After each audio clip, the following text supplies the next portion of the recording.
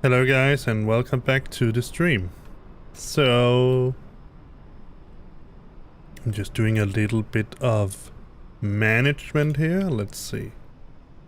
It was 146.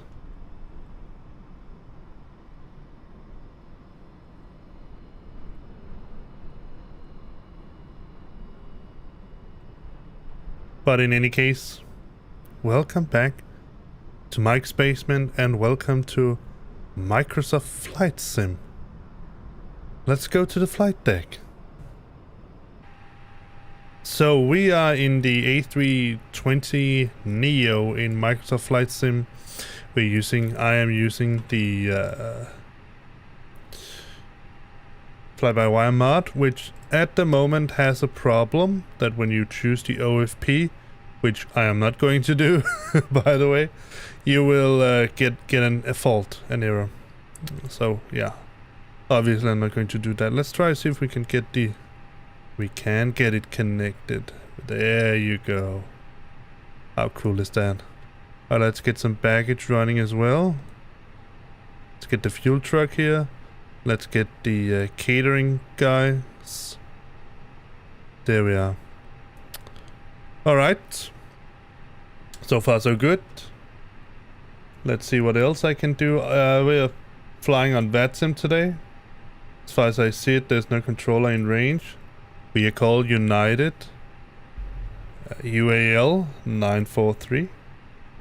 Sorry about the late delay. There was some issues with updating FlyByWire to the latest. I'm using the dev version, if you want to know. They have really, they have done a tremendous job in getting this airplane here to the state where it is. And as you can see, I have done most of the cockpit prepping, set the lighting and all that. We just need to get the rest of the stuff going. Alright, so let me see, what do we need? And I set also some light inside the cockpit, obviously. Let's see. I think we need to go set up the FMS here. I think that's the only thing that is needed to for us right now. Yeah, I'm just wondering if there's something else I need to do. No, I think it's okay. So let's get down to the FMS. And if you see me fumbling around on this system, it's just still because it's been a while since I used the FlyByWire. So we now have that online. So let's go into ATSU. Here's the menu. I'm wondering if there still is a bug. So if we cut out of the flight right now, if it crashes, I'm sorry, but I haven't put that in yet. So let's go back. Let's see, init. And the cool thing about this is that FlyByWire, they have completely connected all of this with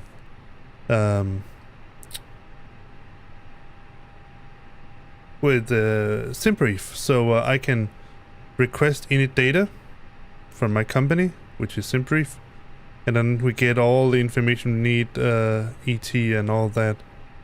We can go back. Wait, let me just go back into the init press. Was there? There's a page 2, yes. So here we can see some more stuff. All right, let's go back to the AUC menu. Now we can go to the init page and we can say init request, and then it fills up all of this just nicely. Our cost index, troposphere, RSI initialized. We don't have a company route, but we get the flight number. It's all here and it's so cool. So let's go back to the MacDo menu, ATSU. I'm wondering if they have planned for some point to get hobby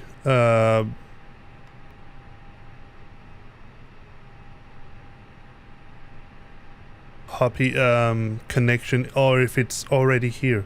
I don't know if they already added it, but there's a lot of that basic functionality here, but we're going to go into AUC. We are going to get airport weather. Now, the bug is that if I try to print this, it'll crash. So we should get a company message sometimes up here.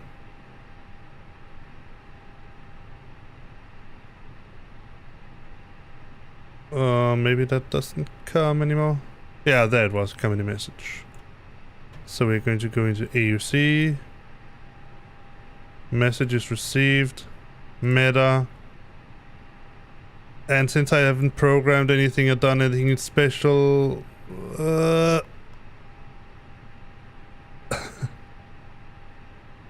it didn't crash. Phew. Let's see if I can. So look at this. Now we have. That's interesting. If I go, that came. So look at this. We have the meta right there. And that's really a big help when you're programming the FMS. Sometimes you can also get, let me just go to, let me just actually go to the, this one here and go to settings, and let's go into, and let's say VATSIM, yes, it's just like I wanted. Alright, so let's go back, sim options. ADS align, real, yes, default barrow. Try auto, see what it does. MCDU, keyboard input, unrealistic. Alright, let's go back to the big start here. Alright, so I'm going to take it a little bit slow today because, like I said, I haven't used it in a time, but let's see if we can get some 80s online. So I know that there's no, let's see, arrival en route. Let's see if we can get something for that. And also I know there's no online here, so that's probably not going to work. Court, departure, send. Now we're waiting for that company message to come up there, so let's return. Received messages. We have an ATIS here. The ATIS not available. That's what I expected. Oh, there it was. And this should definitely also say the ATIS not available. So we're going to use this to program the FMS. That's okay. Let me just get my tablet, I mean my real tablet, so I can get my plan into that.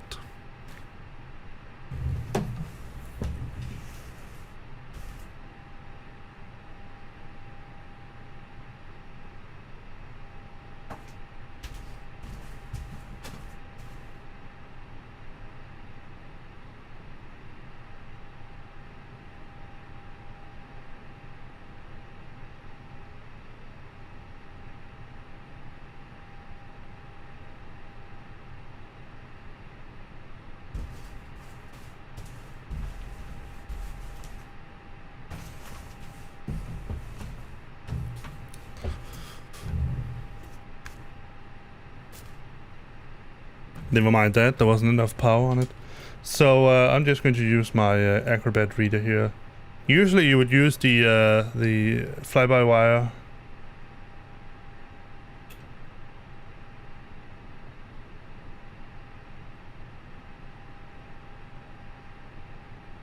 Let's see, Dropbox, FlightSim.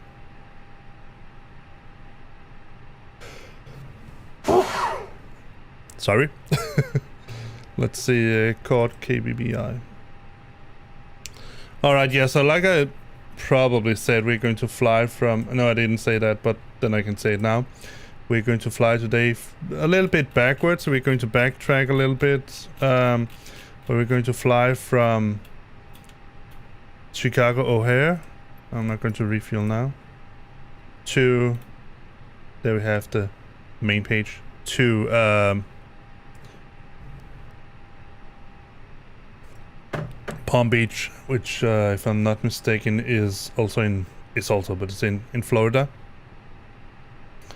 and we are doing it on United Virtual Airlines. Let me get TopCat online because I'm pretty sure I actually can use TopCat to some extent here. Deploying. What's that? Oh, I have 5 new ACAS messages.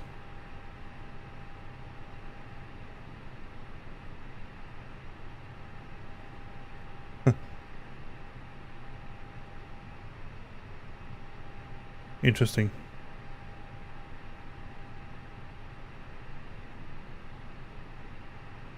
Oh well, let's close that.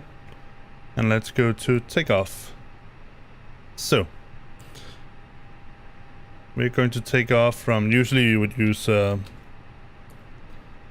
another program you'd use. I'd use the plan I got from PFPX. I would send that to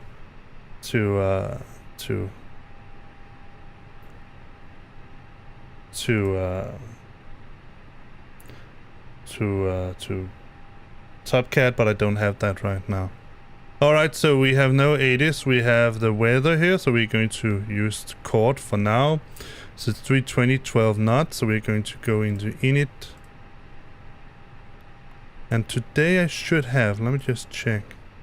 Yes, 9th September to the 6th October. The last time I flew, I had an old Eric database in here, so that didn't work.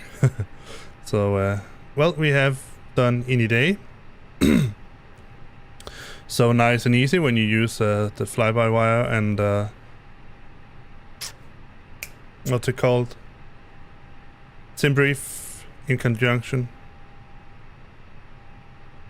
It's going to flight plan, chord, departure. So we have wow, that's interesting wind. 320, 12 knots. Let's see what makes most sense here. Let's get a chart up and running.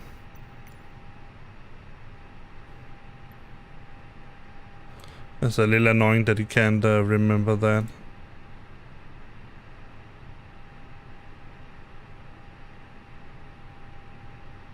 Maybe it's because I upgraded it. Alright. So this was the old flight I did yesterday. As you can see, it actually flew something completely different. So let's go to flights. New flights from SimBrief.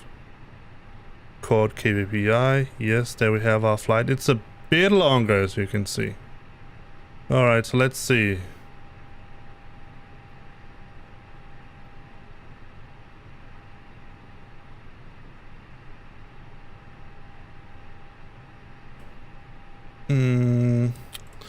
Let's get the charts up. The good thing about doing it this way is that you can also see what I'm doing. So let's get let's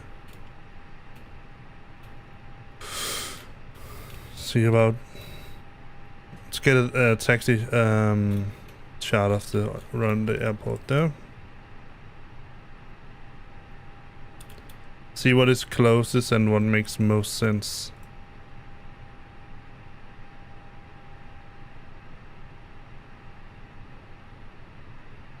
We had 320.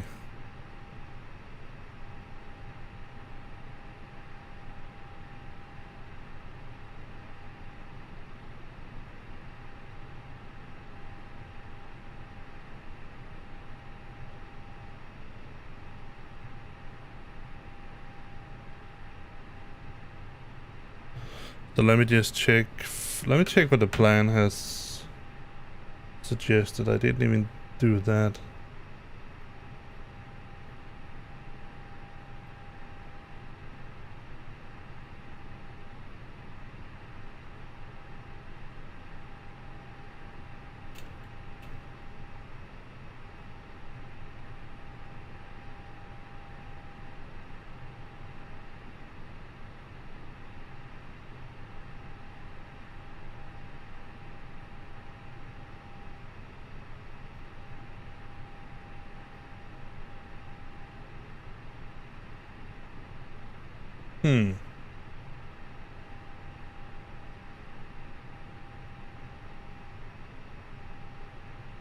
Oh, there. Runway 28 right. just this one here.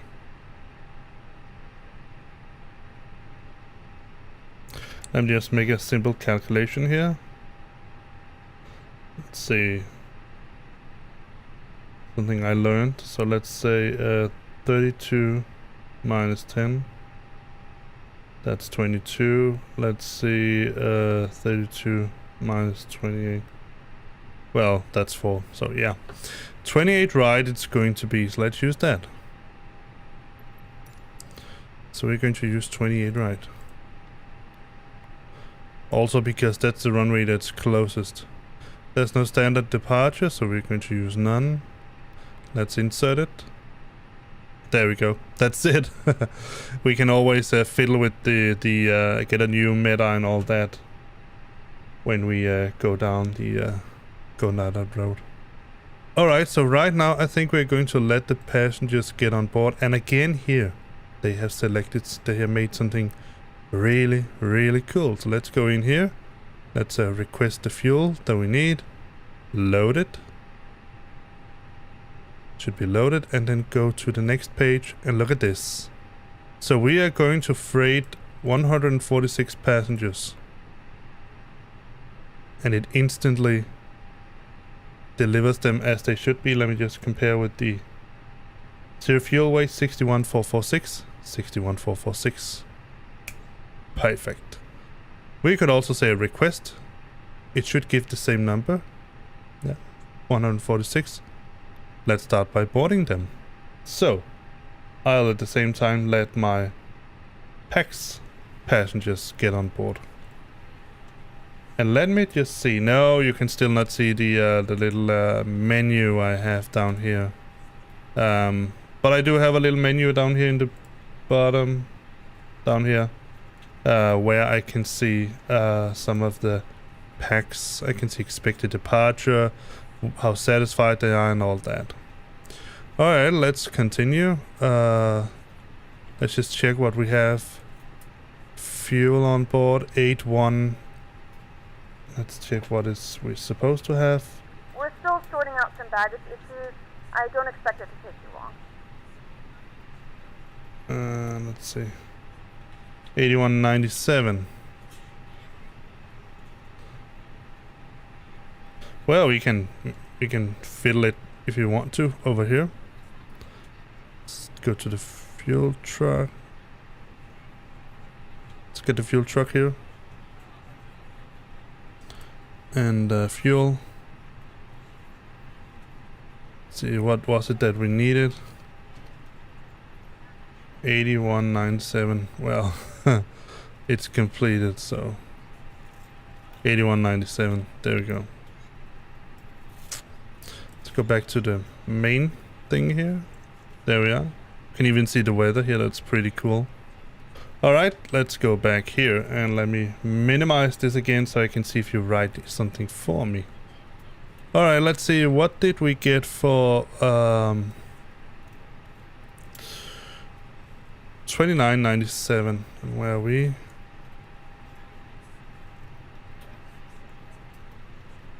$29.97. There we go. We have flight directors on. We can set these on, but they're not programmed automatically, unfortunately. Alright, let's continue with the FMS programming. So we were in flight plan. We can check that we don't have any stupid discontinuities or anything like that. Doesn't look like it. KBPI, that's our destination. Alright, so the next is secondary. There's no secondary in here yet, so we're going to RadNav. And the only thing that really matters right now is this frequency here. That should match. Let me see. Approach 28 right.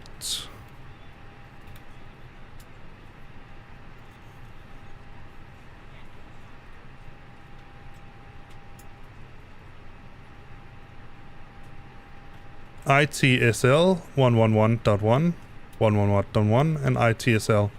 So that's sort of the main thing to take with us here. Let's go to init B. We have it here. We can't do that yet because we have to wait for the passengers to get boarded. So let's go take a look and see how far they are. That was fast. They're fast. So let's go into, now we can do it in it. Init B, let's check our weight. Our weight is, gross weight is 69,600. And my expected takeoff weight is 69,443. I would say that's close enough compared that we got the zero fuel weights just straight out. We have 8180 kilograms of fuel. Maybe because it's rounding off.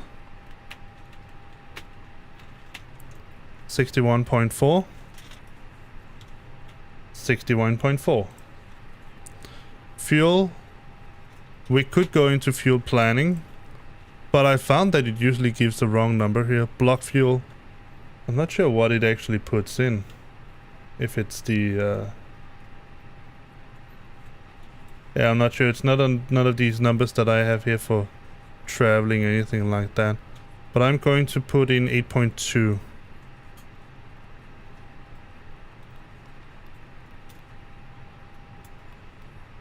There we go. Now it calculated everything. Takeoff weight is 69.4. And I'm expecting 69.4, so that's just, I mean, right on the spot. And we have 23.6 in we need to use that. Let me see if I can go down here. We need to use that for this setup here.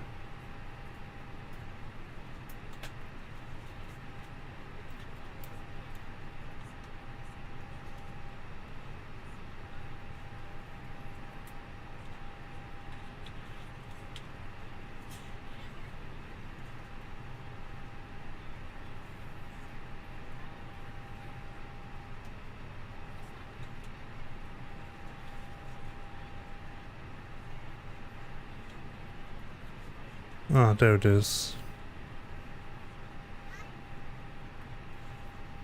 Center of gravity, we're looking for, what was it? 23.6. That's 25. I would like for that to go away. Let me just remove that. General, let's see. Global rendering, not that. Camera, sound, traffic, data, MISC. Accessibility.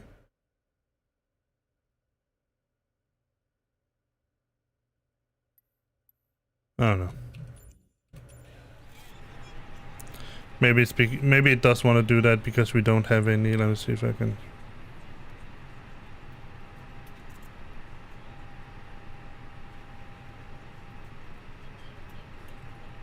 (23, 21, 22, 23), somewhere around there, I would say. I don't think it's supposed to be very, very accurate. And I'm wondering if it doesn't look like it's reverting. That's good. Alright, let's say, that should be to 40. Arc, yes. Let's turn on terrain for both of them. Let's see. Let's go back to the FMS. Now we have all of this put in, we can go to performance. So, this is where we're going to need TopCat, and this is going to be a little bit off, but it's the best I got. So we're going to update with Meta. 32012, yes. 12 degrees, yes. QNH is 2997 exactly. One way is dry. Takeoff weight was, let's just set the transition altitude, that's up. 18. There we go. Thrust reduction seems to be fine. Flaps is going to be 1. I don't know the THH, but I could put it in because we know it now. That would be somewhere around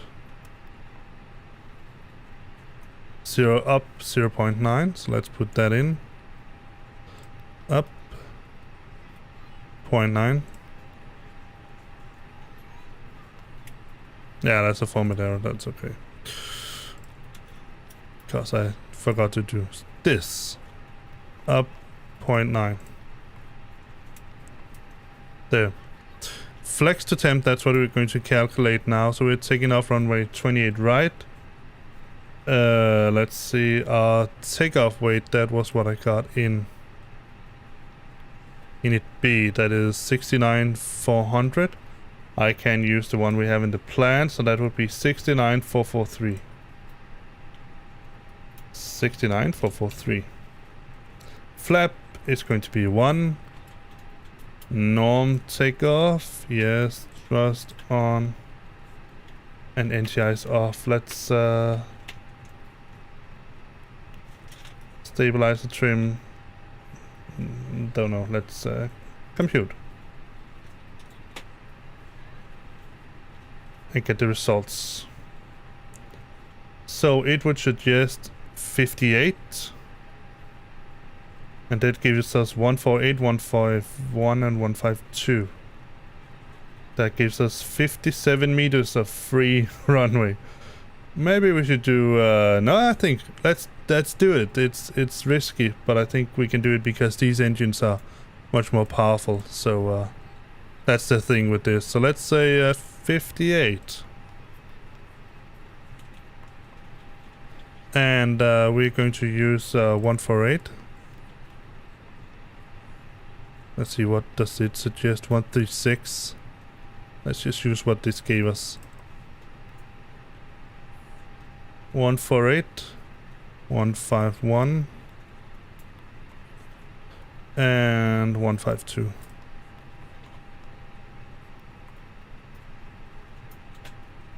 Everything else seems to be as it should be. We are on VATSIM, we are on this frequency here. Let's go over the rest of the... We don't have any hydraulics yet. So technically I shouldn't be able to set this setting here, but... cockpit doors, let's lock that.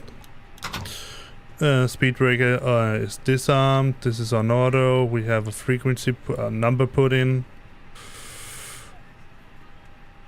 Nothing here seems to be out of the ordinary for now.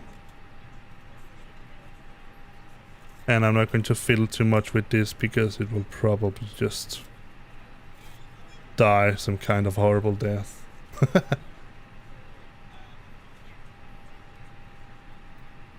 Alright, let's take an outside view. Look at this. It's a beautiful aircraft. Yep, wrong way. And you can say much about Microsoft Flight Sim, but dang, that is a beautiful sim. I can't wait for us to get the Phoenix. Look at this. It's big engines, and we are flying in a United livery. I might change this because I don't like that gray part down there. What I want you to hear is the fly-by-wire they have put in. See if we can look inside. You just see the same thing, but the seats are reversed.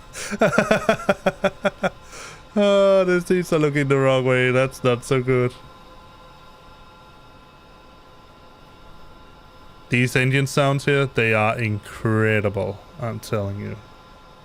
Alright, let's close this down. Let's see how this works. I'm not sure about it.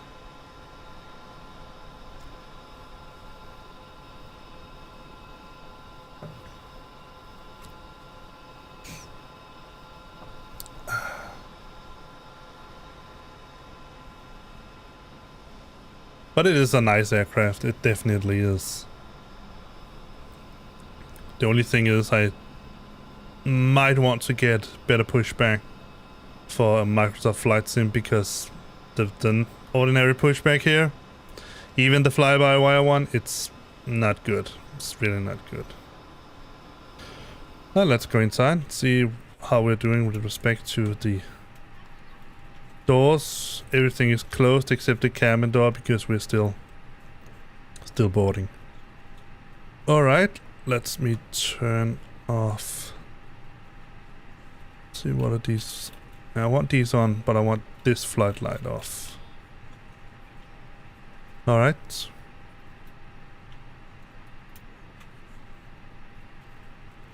Let's turn this off for now. We can turn it on when we are at the runway. Brighten this up a little bit. We can get the box. That's pretty cool.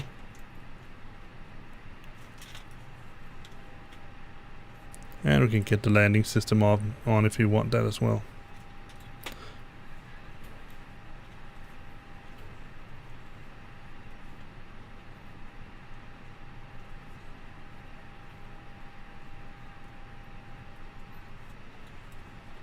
Let's ask how much time we have left.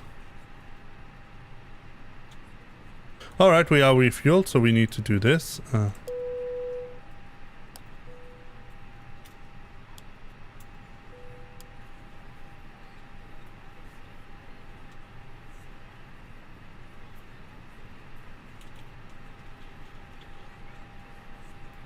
let me just see if I can get a number on how much time we... Yeah, how much longer do we have on our boarding process? We're still boarding. Yeah, I know. 8 minutes. Wow. That is certainly a slow boarding process for 146 passengers.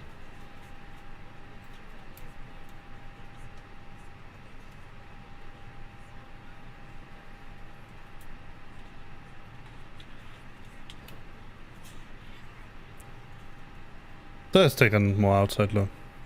Yep.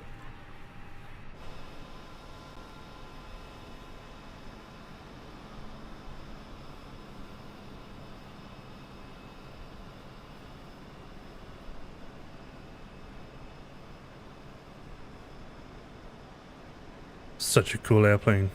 It is. The small 320neo.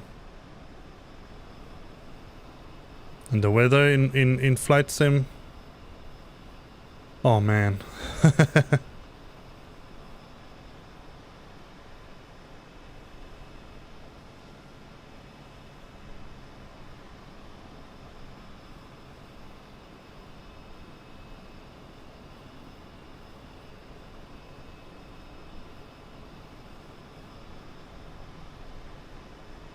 Alright, I'm going to get myself another cup of coffee while we wait. We can just hang tight here. So, and again, I'm sorry for the late stream. There was a lot of issues going on here. But hopefully we can mend it up as we go. And I have to say, before I go anywhere, we will see some frame drops. That's just the way it is. But this new update for Microsoft Flight Sim, the new one that they've made, boy, did that help my system. I went from getting horrible frames on this system here to actually getting decent frames. When we are at a big airport like this, we are in Chicago right now. The next one is going to be Palm Beach. I haven't been there before. I don't know how it looks, but we'll see. Sunny Florida. And let's see what we can get with United. And as you can see, one of the reasons why I chose United is that they are part of the Star Alliance, as you can see here, which Scandinavian is also part of Star Alliance. So, yeah. It was that cup of coffee I went from, but let's see, 5 minutes left. I think I'm just going in and start the APU. So let's get back to the cockpit.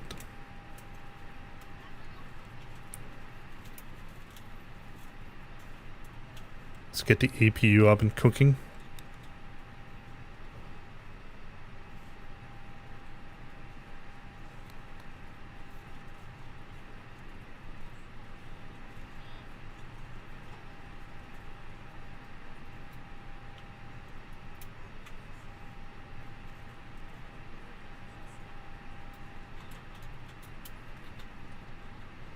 It's just on the nose, man. 4 minutes left, they say boarding. You can't see that.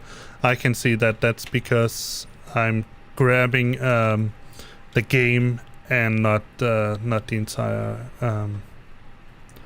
I could probably...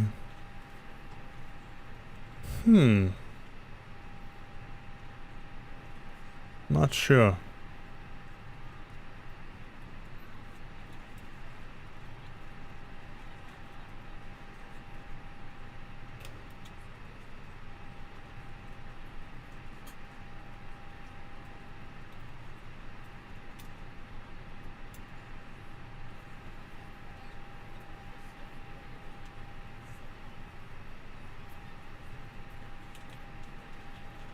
Yeah, there. Paxbridge. See if I can... It's up there, but it needs to be down here. There you go. Now you can see the Paxbridge also. That's what I was talking about, and you should be able to see if I scroll around down here. Yeah. But I don't think we need, don't need to capture the mouse. Let's call it Paxbridge. I don't know. Capture. Alright, let's see. I still get my mouse here. Alright, let's see. It's chrono start. Coffee. I'll be right back.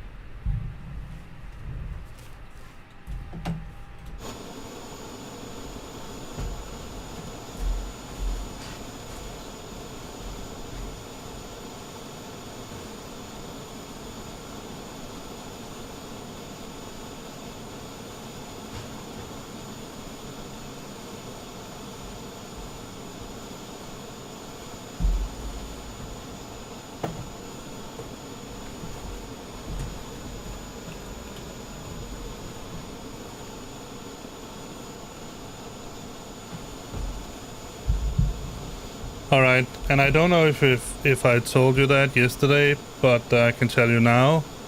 One of our cats is in heat, so she's extremely annoying. Right now I think she's relaxing somewhere and being quiet, but you will probably hear her during the stream going around looking for that non-existing male cat.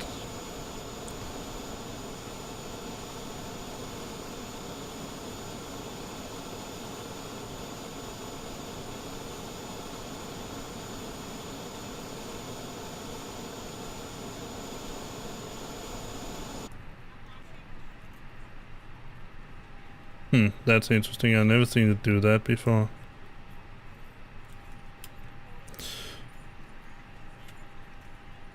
Let's see what we have around here.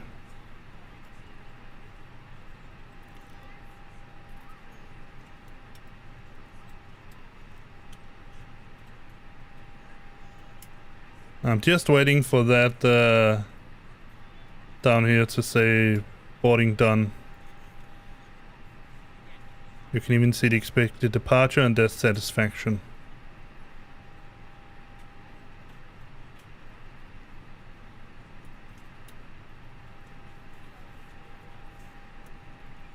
Let's make a general announcement. We are ready to go when you are.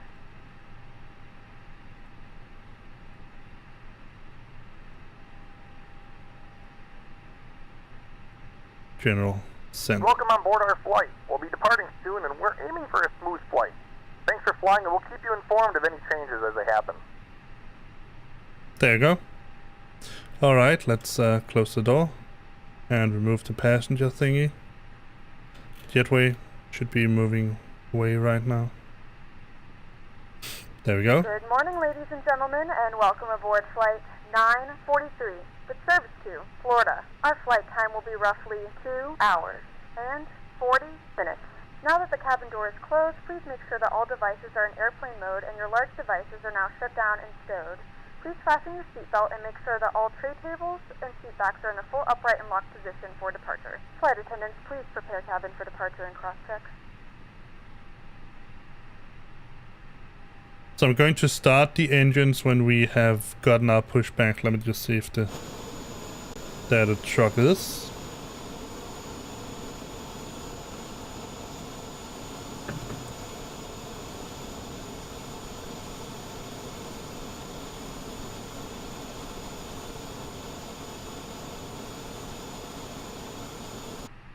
Let me see if I set up my correct button for push to talk. I didn't. Alright. Let me see. Yep, now it works. 122.8, that should be Unicom. And I shouldn't have done it, pushed it for anything else here. Alright, he should be good to go. I can remove the parking brake.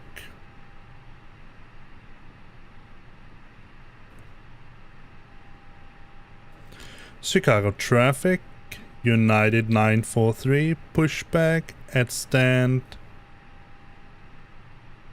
19. Chicago. Alright, let's get the pushback going.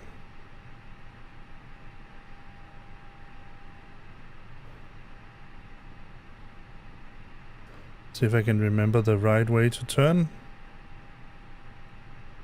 Yep. Let's take a look outside. Alright, let's just go straight. Ladies and gentlemen. Oh, I forgot to remove the ground power. It's just a cable that's got notched out. Alright, let's... Fasten, insert the metal fittings into one another and tighten by pulling on the loose end of the strap. To release your seatbelt, lift the upper portion of the buckle. We suggest that you keep your seatbelt fastened throughout the flight.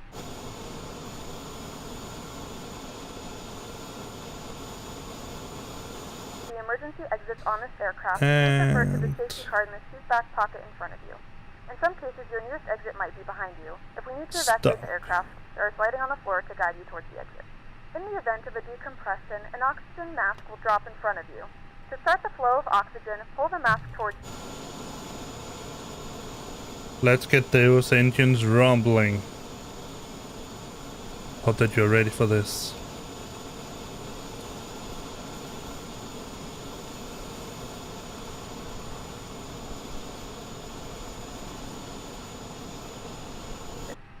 In the unlikely event of a water landing, a life vest is located in a pouch under your seat or between the armrests. When instructed to do so, open the plastic pouch and remove the vest. Flip it over your head. Wrap the straps around your waist and buckle at the front. Pull the strap to tighten. To inflate the vest, pull firmly on the red cord only when exiting the aircraft. If it doesn't inflate automatically, you may blow into the mouthpiece for manual inflation.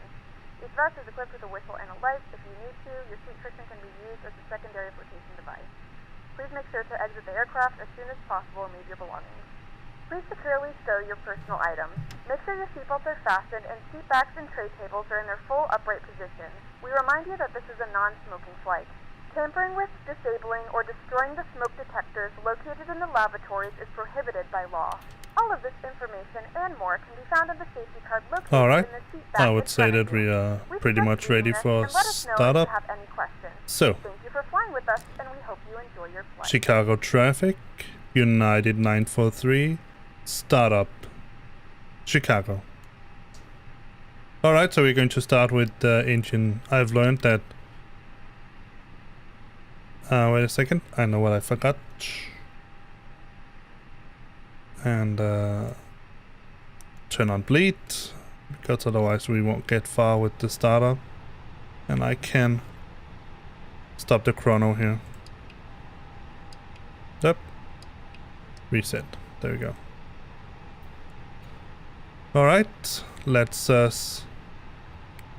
start engine 1. And start the chrono as well. Listen to this. So it should be this engine here. Hold on.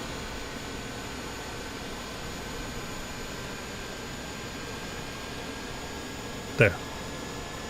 Listen when... Oh.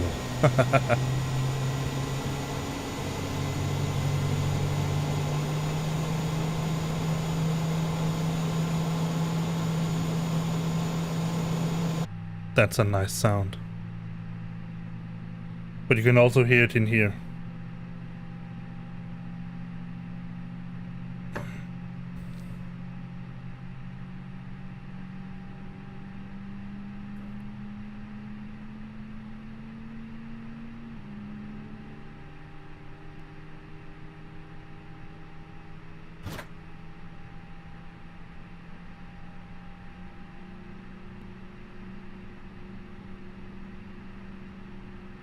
Stabilized. Reset. Starting engine 2.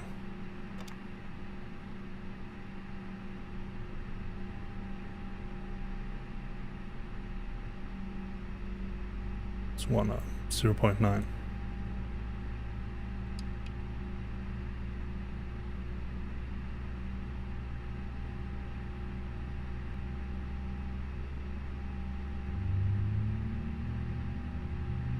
I wonder why that's blinking.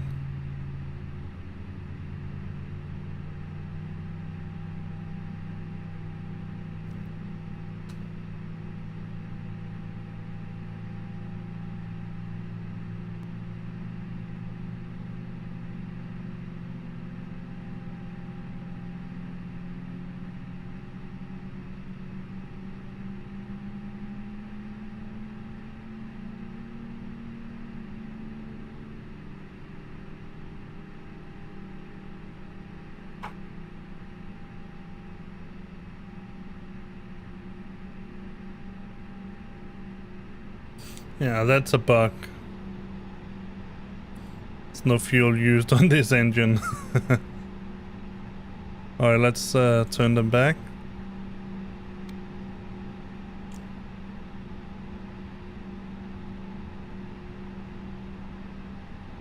Because you can see here that they are using fuel. They are perfectly at idle. Alright, let's... secure. Ready for departure. That's good. Alright, so let's taxi in a little while. I'm just going to turn on the taxi lights and going to kill the dome light.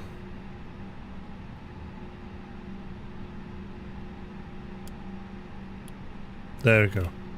That's better. Wow. That's really bright lights.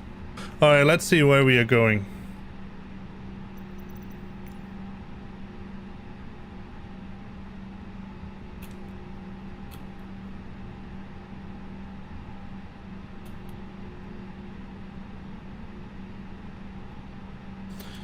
So we are taking off at 28 right, so we're going to taxi via...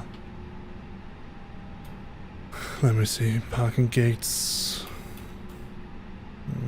was 13 actually, D13, but... We're going to go out at Alpha 14, or Alpha... I think it's Alpha 14. Then... No, that's Alpha 15 because it goes straight out. Alpha 15, Alpha 14, Alpha 15. Depending on where we are. We are here. Say Alpha 13, Alpha 15. November. Then Yankee.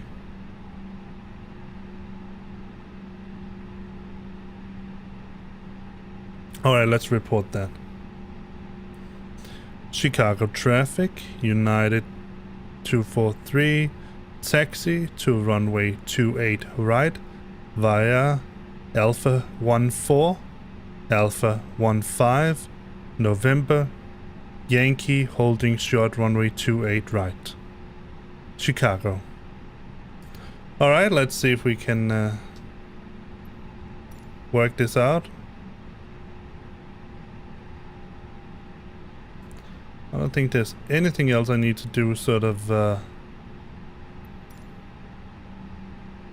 but I could get I'm going to get my Navigraph charge up and cooking here on my secondary monitor.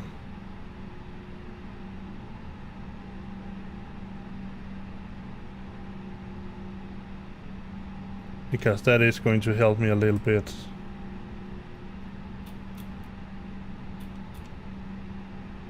We're going to follow this taxiway here. Alright, let's do a check of the flight controls.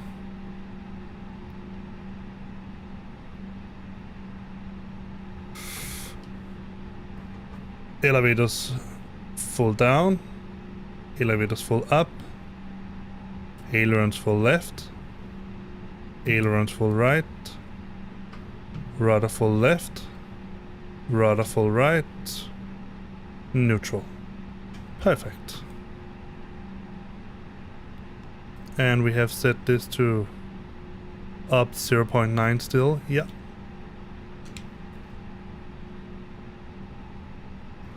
Alright, let me see if I can find the right taxiway for us. That's that thing again. Stop it. Let's see.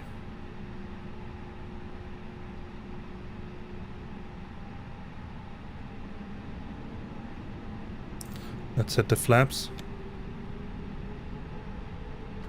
on the speed brakes and set the... Please note, the cabin lights will be dimmed for departure and landing. If you require additional lighting, there is a reading light on the panel above you.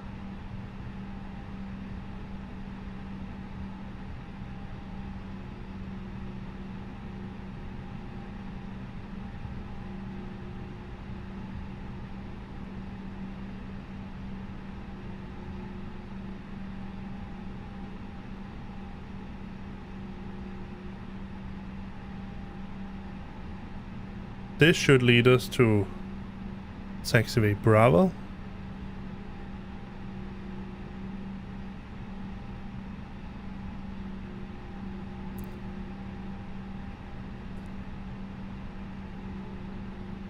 And this should lead us to taxiway November.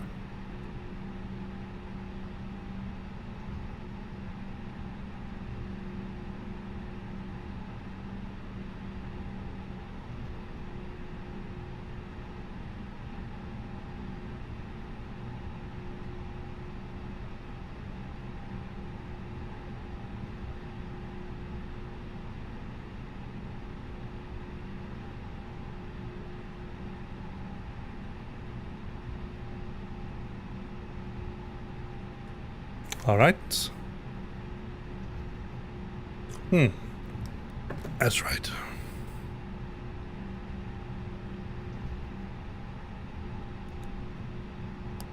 Oh.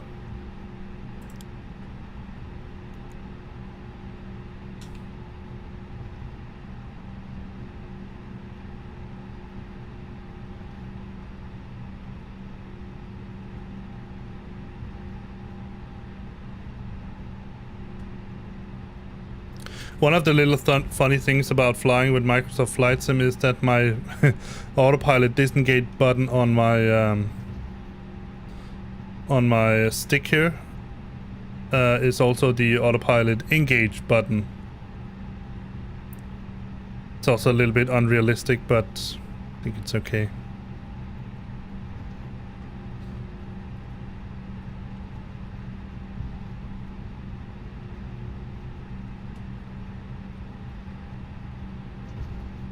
And since we don't have a initial altitude, let's just set it to cruising altitude, which was flight level 370. I think it was.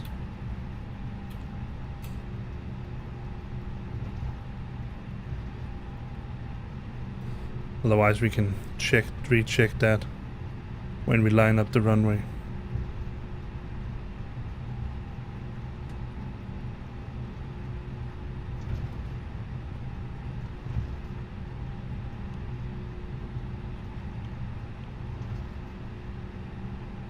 Reduce the speed a little bit.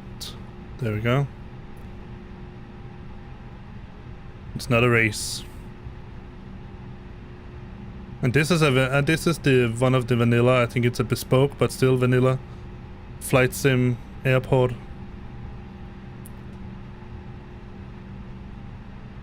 So Yankee should be down here.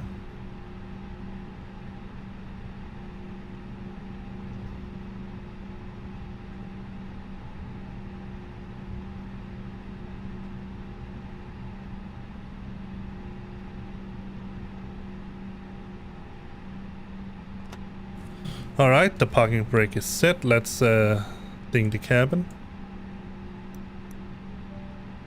Flight attendants, please prepare for takeoff. Do the takeoff config test. Norm. Let's just check. Flaps, let me just get some floodlight down here. Wrong one. It's over here. Flaps are at 1.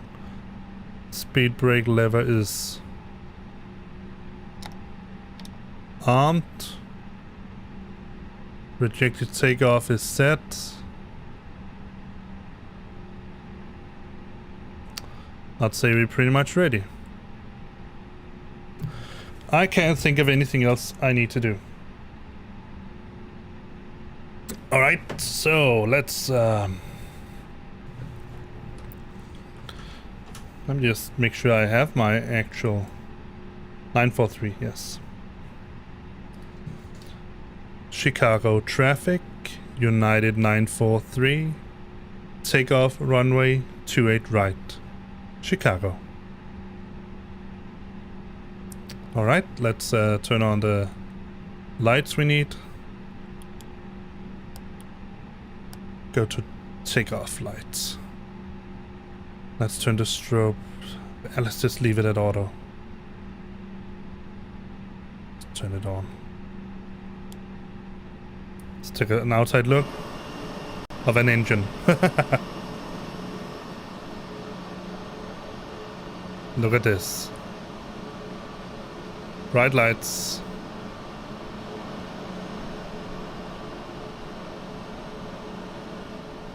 But we are ready. Let's do this.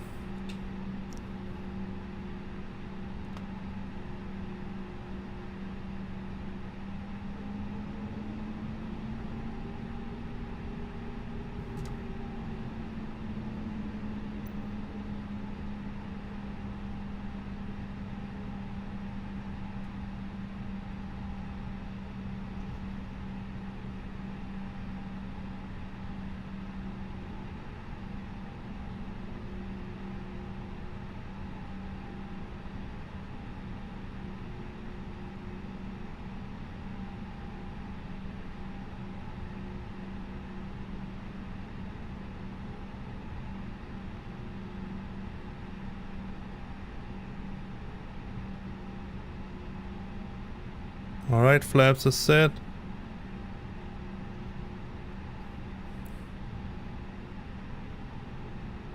Stick halfway forward. Go to flex.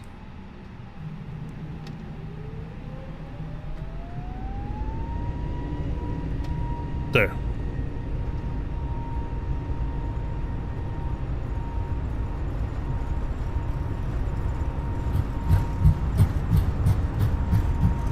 $100 knots.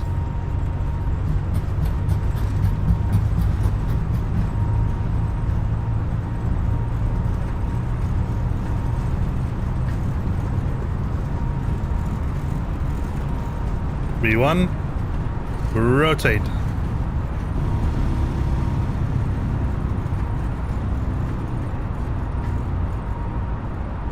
Positive climb. Gear up.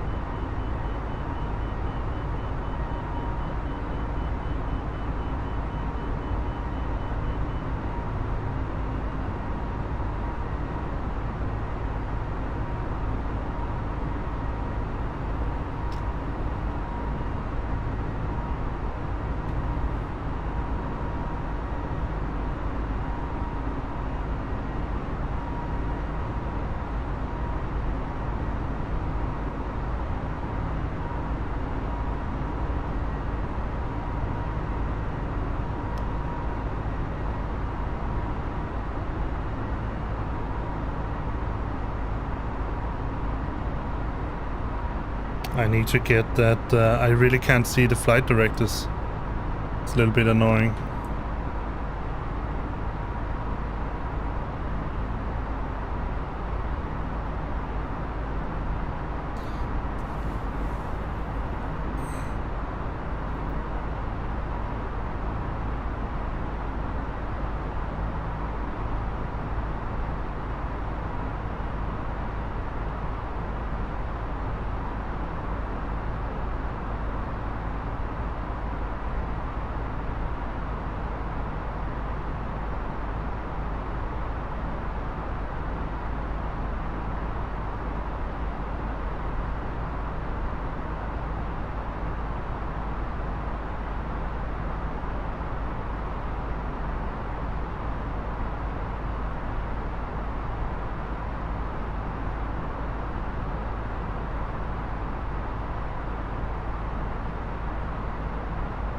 Look at that.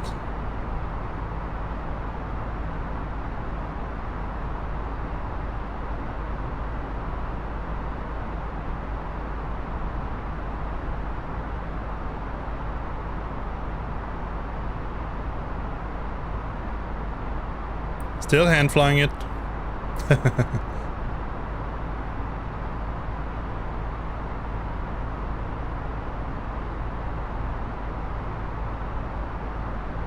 Wow. That really looks like you're flying over a large city.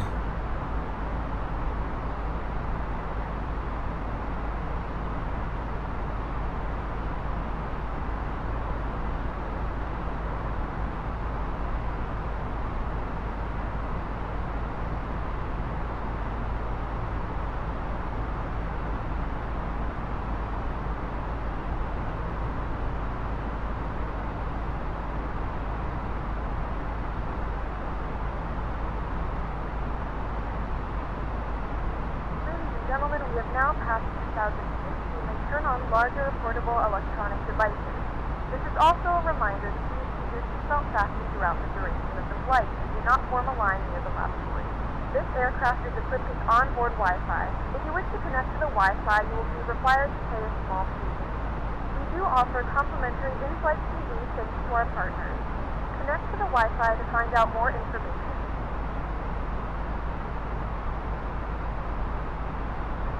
Just take that view in, let me just disarm the spoiler.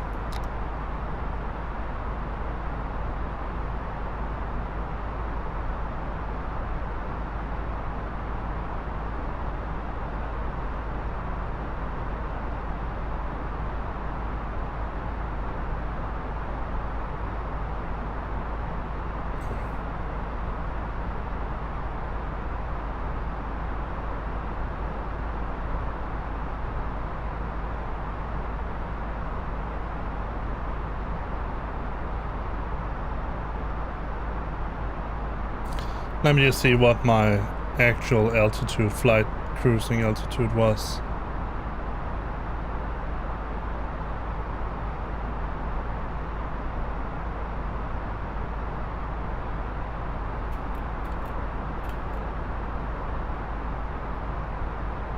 $370. And what did I put in? 370. So. Perfect. Alright, let's engage autopilot. There we go.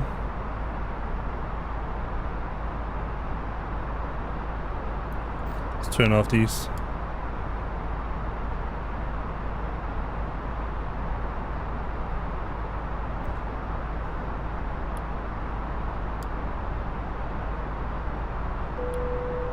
Let them roam freely. The flight crew has turned off the fasten seatbelt sign. You can now get up and move about the cabin. However, we ask that you keep your seatbelt fastened when you choose in case of unexpected turbulence. Let's take an outside view.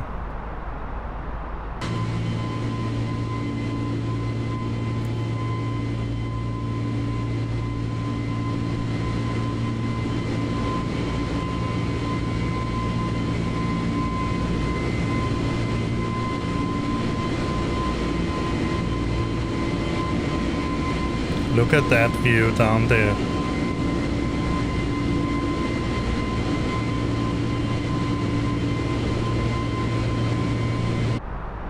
That is really something.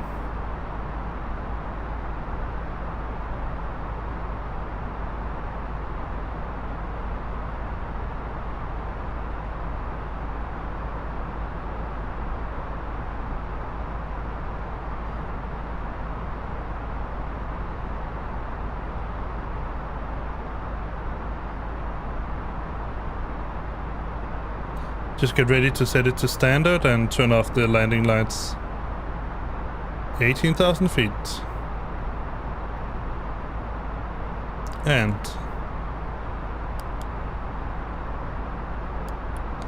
I can set this to auto. Let's take an outside view once again.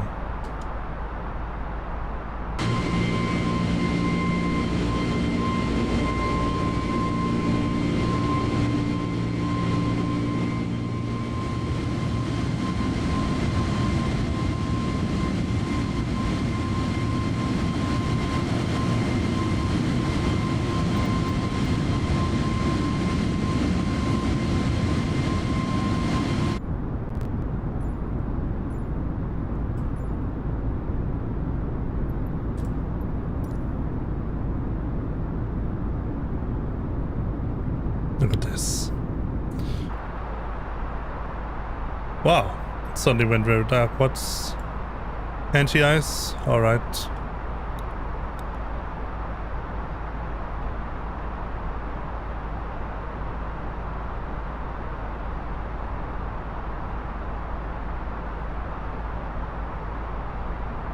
Oh, look at that.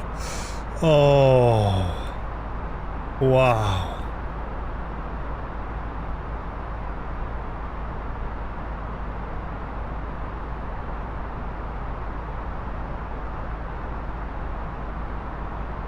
This is freaking, I mean,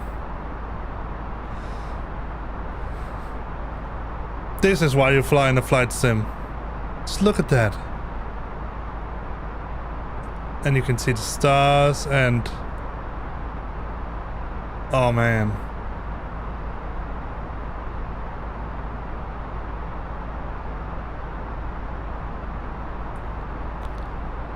And I know that FlyByWire, they're doing a fan-freaking-tastic job of getting this airplane just so you can use it for something. But Phoenix, please give us that airplane pretty quickly.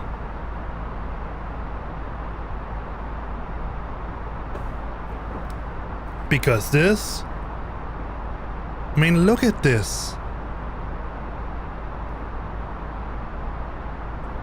This is how I would imagine, to a very high extent, it would look like when you take an airplane like this out through the clouds and look at the incoming sunrise.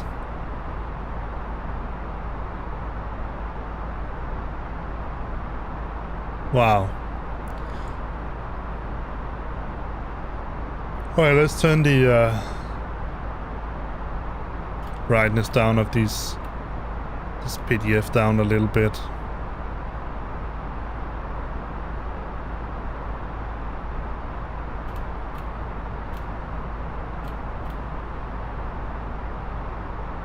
There we go.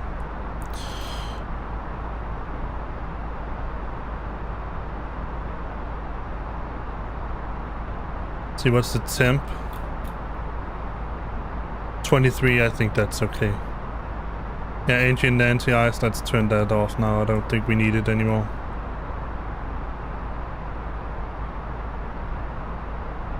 Turn the terrain. Oh. Let's just turn the weather radar to this one. Let's increase to... let's give him the... should say... weather plus turbulence, yeah.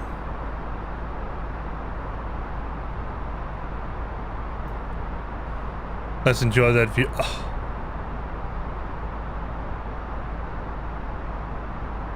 I think I'm going to sit like this for the rest of the flight. You have all those lights and the road.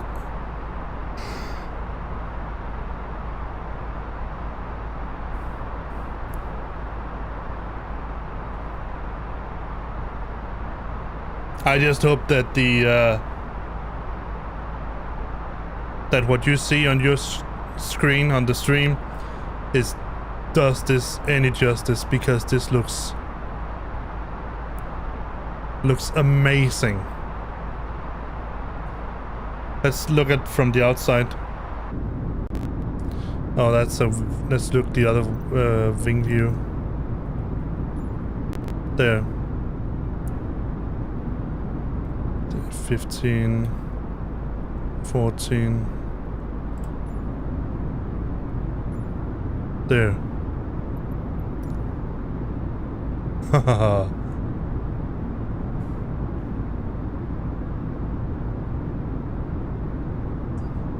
That's it, right there.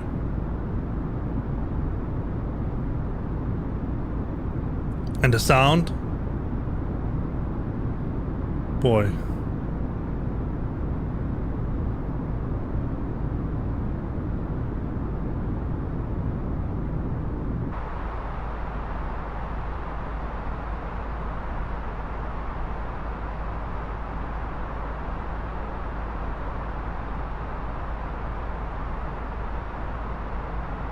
I don't think he can say anything about the sunrise, but I can tell him that, well, let's We'll be reaching our cruising altitude soon. Everything's looking good up here in the cockpit. Please let your cabin crew know if there's anything that we can do to make this flight a little better for you.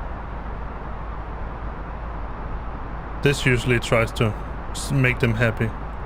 From the flight deck, this is your captain. See. Take a peek outside your window this morning and take in the view we have right here. Oh yeah. Dude taking the view. I mean, Jesus freaking Christ.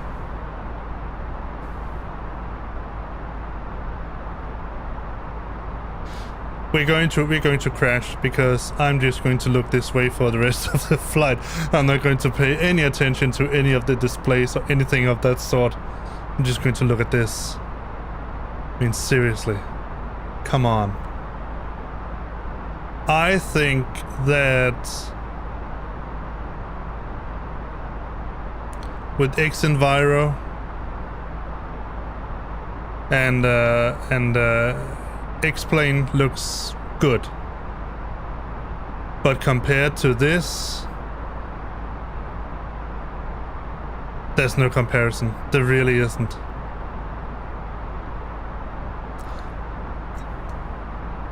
I would almost like to make a statement, and that statement would be, dear Microsoft, dear Asobo, since you have made such a fantastic looking sim, and you have, that's beyond any point, it is freaking fantastic looking, especially in a situation like this during a sunrise or sunset. Why, for the love of God, have you made your airliner so crabby? If you had made them just a tad better. And I mean, we have FlyByWire, then they have done a fantastic job of getting this A320 useful again. But if you'd done just a little bit more, just slightly more, it would have been even more amazing than it is right now.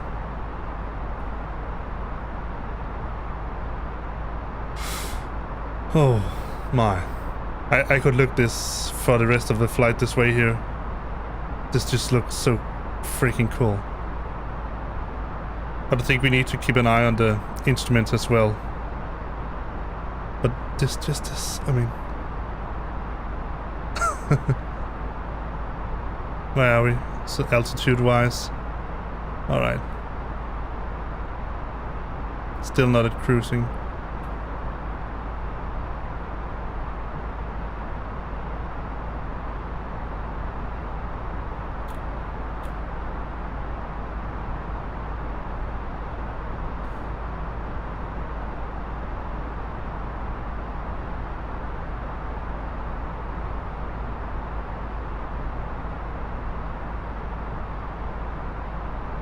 Hello, Jacobs.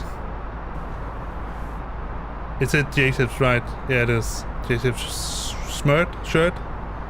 Smurt? I think it's an M. Welcome to the stream. You're just in time to see probably the most beautiful sunrise that has ever been conceived in a flight sim.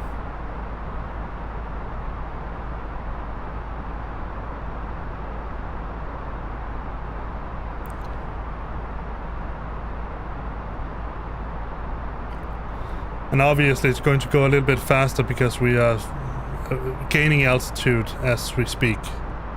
We're still not at cruise. Just call you Jack. Okay, I'll do that.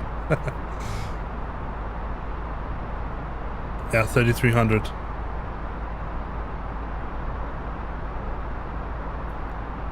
I mean, I have seen a sunrise on in several actually. In Star Citizen, and that also looks amazing. But this, wow!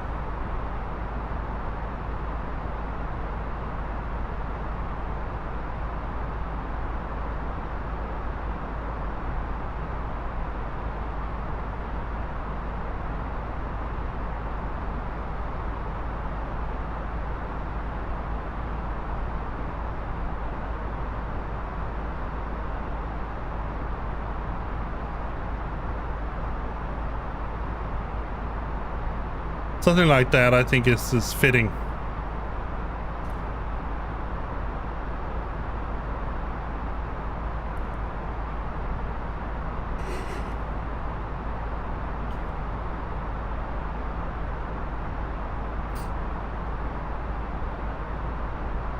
Let's see if we have anything online.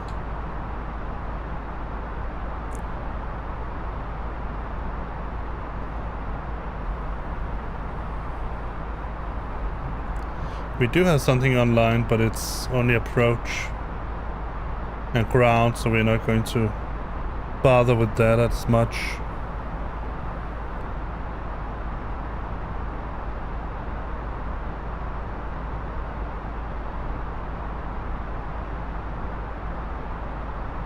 UAL 943. There we are.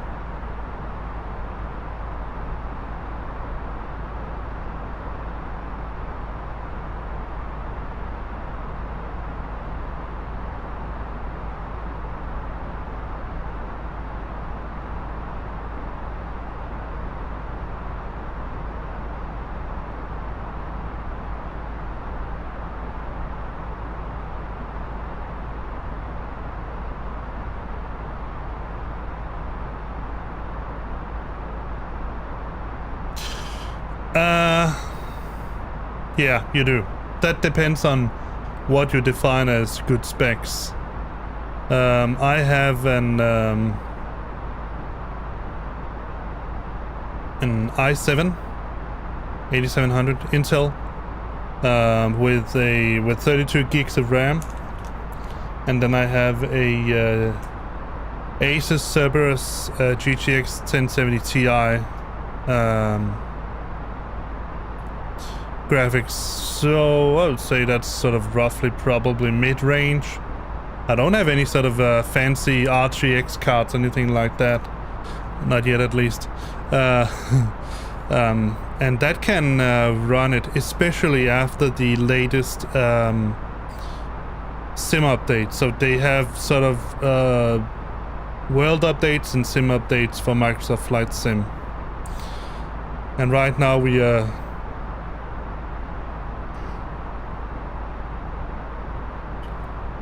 we're dealing with the latest world update, and a little while ago we got a SIM update.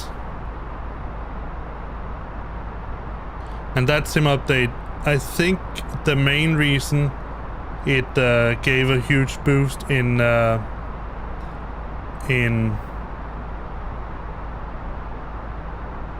wonder what that is. Oh well. The reason why it gave a huge boost in performance was that before all of these PDF, these glass cockpit displays, they were rendered by what's called the world thread. So the world thread is the basic thread that the sim is running on.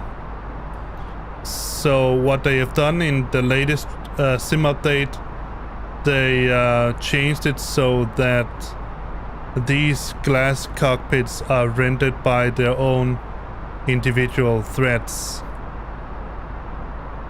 So that's why we get such a huge boost in performance. But I would say sort of in general, yes, you still need a relatively good spec PC to run it. But not as much as before. Definitely not as much as before. Let's take a look at this. This is the view. This, I mean,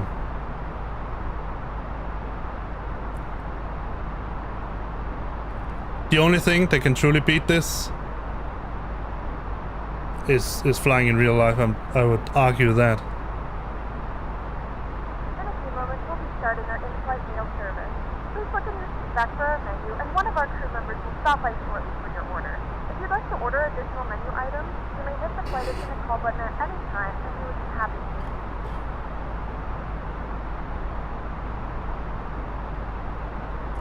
But in general, Jack, I would say that for most sims in general, you need a pretty decent computer in order to run it. That's just the nature of simulators, because true simulators, they need to do a lot of physics calculations in the background. Something like this, for instance. I would assume that they have made a physical model of how light from the sun would interact with the molecules in the atmosphere, and then rendered that as we see it. So that's why it looks so real. It's because they are actually assuming they have made a physical model of the atmosphere and then gave us molecules in the atmosphere that will reflect the light. So if you don't know it and you want a little short physics lecture, I am a physicist after all. The basic reason why we have a blue sky is because sun from the light. Yes, light from the sun hits molecules in the atmosphere, and a particular range of that light, the blue part of the spectrum, is hits, if you will, these molecules, and then gets scattered in all possible directions, and some of that direction is also downwards towards us. Hence, that's why the atmosphere is blue. That is also why the sun is yellow. It's because that part of the spectrum from the sun is in reality it's white. It's a white star.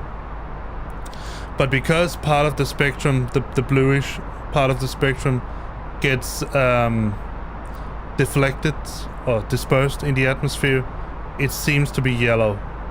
The reason why it's red like it is now is because as thicker the atmosphere is, the more higher part of the spectrum.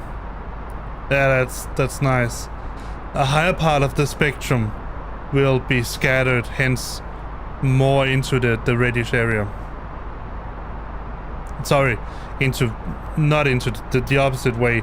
So you have more red light from the sun going through.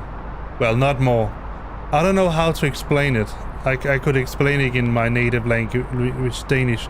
But if you imagine that the light from ultraviolet, let's say violet, up to red, deep red, when you have the sun standing high in the sky, a noon sun, it's mainly the part from blue and that area that is scattered in the atmosphere. And as the sun goes down, the light has to travel through more and more atmosphere. You are getting more and more of that bite will creep up towards the reddish area and scatter that as well. And so the sun is red because the only light that you see directly from the sun is in the reddish area. That's the best I can explain it in English.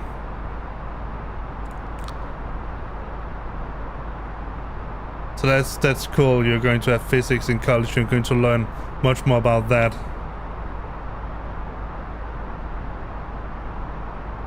But that's basically why simulators, they tend to need relatively, and I say relatively because what is a powerful PC, but relatively powerful PCs is because they're going to have to calculate all of these things going on in the background. Also, how the airplane interacts with the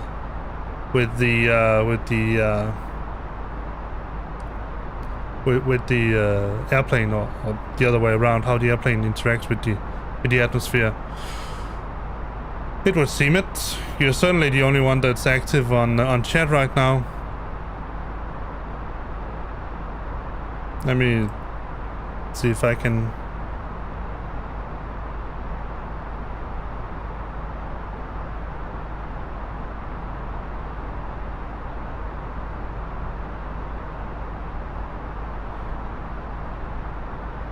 So now look at that. Now we even get the cockpit getting lit up by the sun.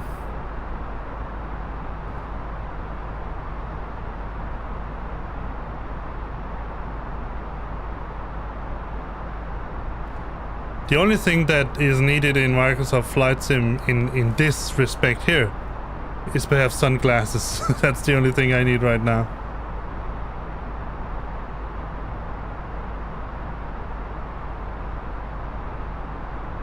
But I'll say if we have a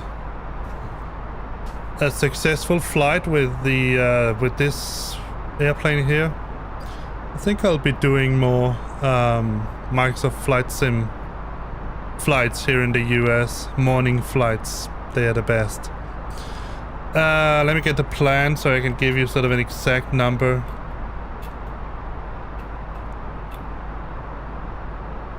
According to the SimBrief plan, the flight should be 2 hours and 34 minutes.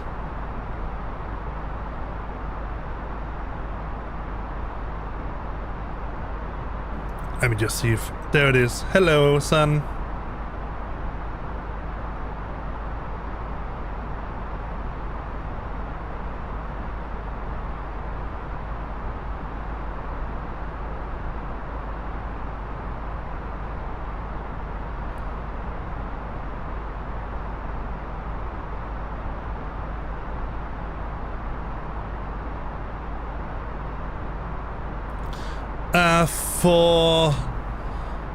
For Euro truck or American truck for that matter, I use my steering wheel. For farm sim, I did use my steering wheel at one point, but I thought it to be too much of a hassle compared to the precision you need in farm sim. So I went over to using my Logitech dual action, a very old USB controller instead. So yeah. And for Flight Sim I use my Thrustmaster setup. So I have a Thrustmaster T16K joystick stick with the Thrustmaster HT blah blah blah something throttle and the pedals with them. One of the things I find to be so cool about the way they have rendered this, and that's why I think they have a real physical model for the atmosphere, is that you can even see how the light from the sun sort of interacts with the clouds getting in front and part of the atmosphere. I mean, this is just...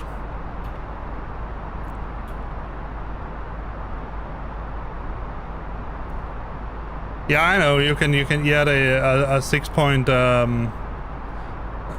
normal H point or H6 point shifter, whatever it's called. Yeah, I've seen that. And some have even gotten sort of a generic shifter where they have a long stick and then the shifter is on the floor. And so they can really sort of emulate that big shifter you have that you sort of move quite a bit around. But in general, any 6 point shifter you can get with buttons on, you can use that for truck simming, because then you just go into over gears by pulling that little button and then you start over.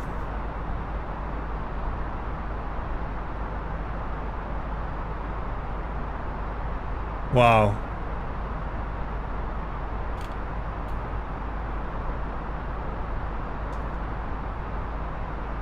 And this is the cool part. You can see look at this. That line right there that you can see here. That's the emulation of the shadow of the Earth.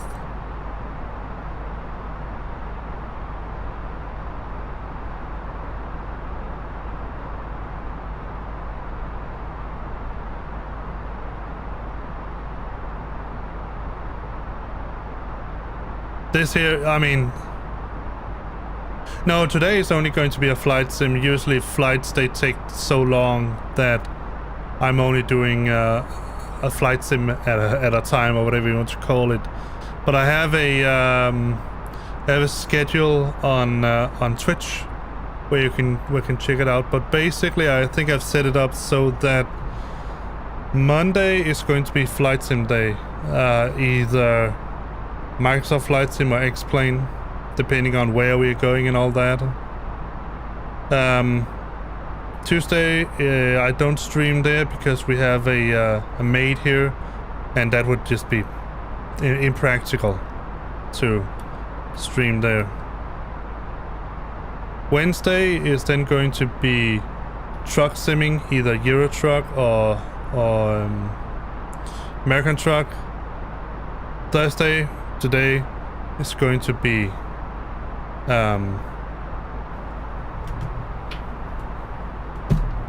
sorry, just had to rescue a cord. Thursday is going to be flight simming day again, and then Friday is going to be farm sim. And I'm going to work on or play farm sim on Stevie's. I can't remember what that map is called. Fenton Forest, I think it is.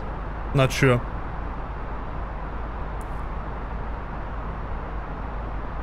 So yeah, that's how the schedule looks for now. If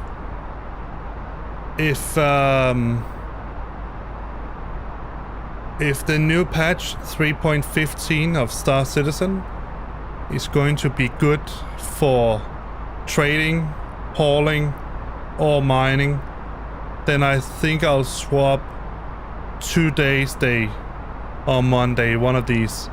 So we have 1 day is going to be Star Citizen, 1 day is going to be Flight Sim, 1 day is going to be Farm Sim, and 1 day is going to be Truck Sim, if you will.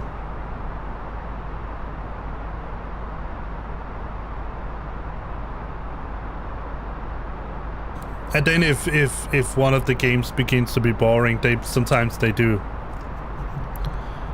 You just get fed up with them. Then I'm changing to something else. Wow, look at that.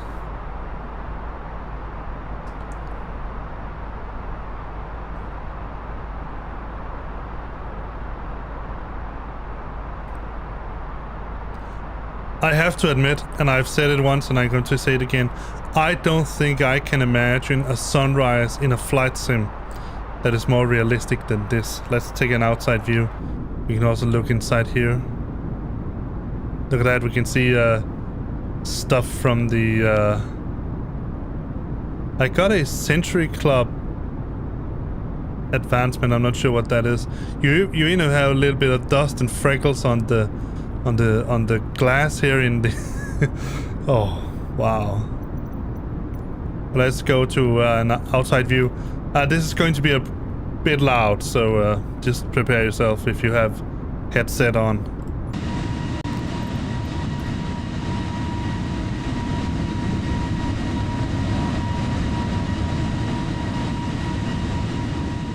Look at that.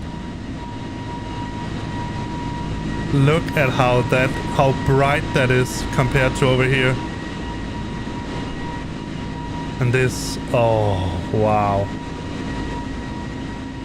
Yeah, now it's not so so obvious, but you can sort of see it here. Can you see the mouse here? You can see the mouse just around here. You can see the crust of the earth. It's somewhere around here, and then you can see a little bit of light here. And that is shadow of the earth. But look at that.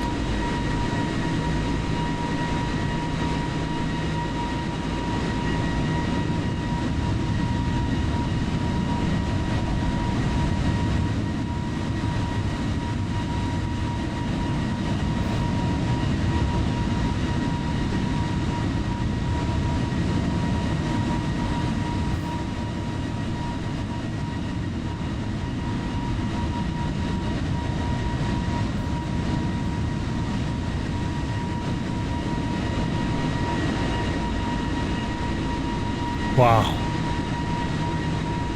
Just wow. Let me see if I can figure out what my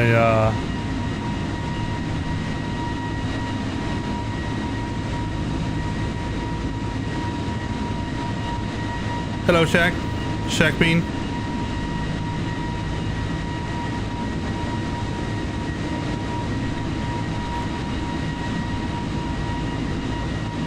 F12. Let's hope I haven't because that is definitely a screenshot worthy.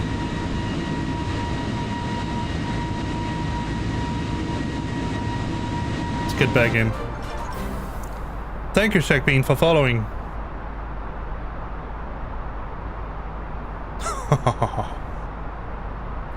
I mean,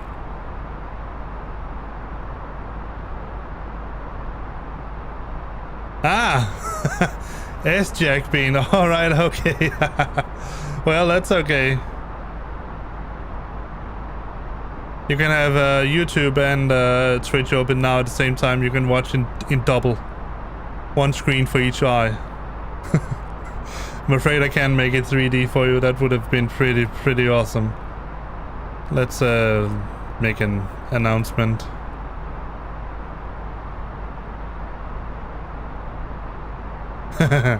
Yeah, be careful. Streamlabs bot is very sensitive.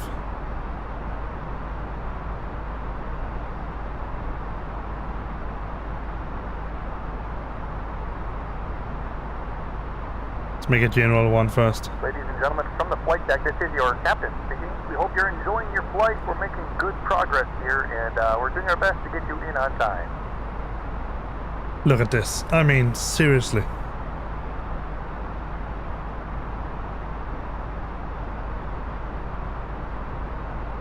Every time I do a sunrise or sunset flight in Microsoft Flight Sim, I become completely bedazzled over how awesome it looks.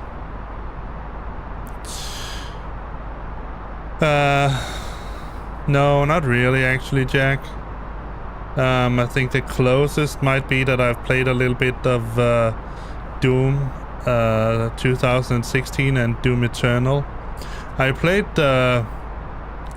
some when I was younger, when I went to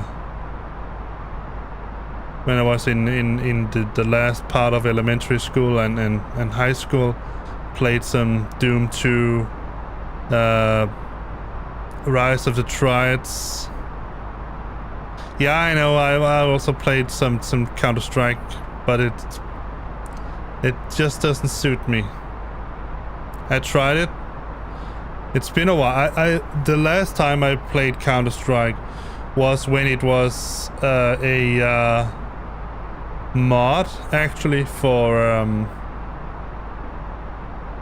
Half-Life. So you needed to have Far Cry. Yeah, I could guess that. You needed to have Half-Life installed, and then you installed Counter-Strike as a mod to it.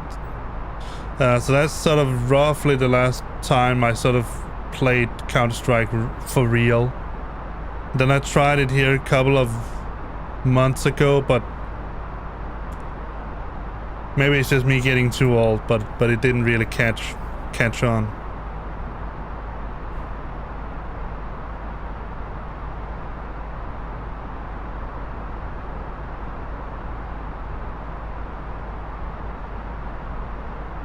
I haven't tried Far Cry. Fry Cry.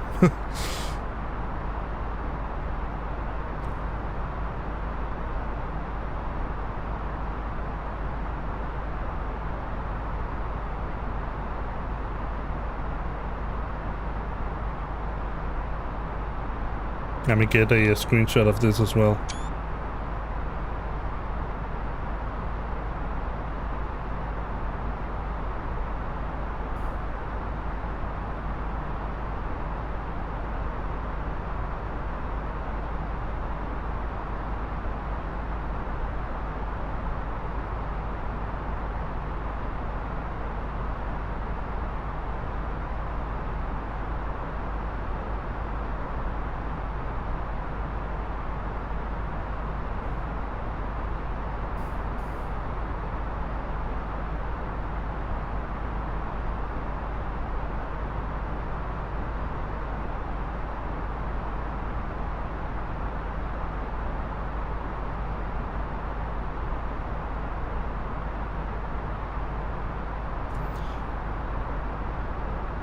Yeah, I know that they are, Jack.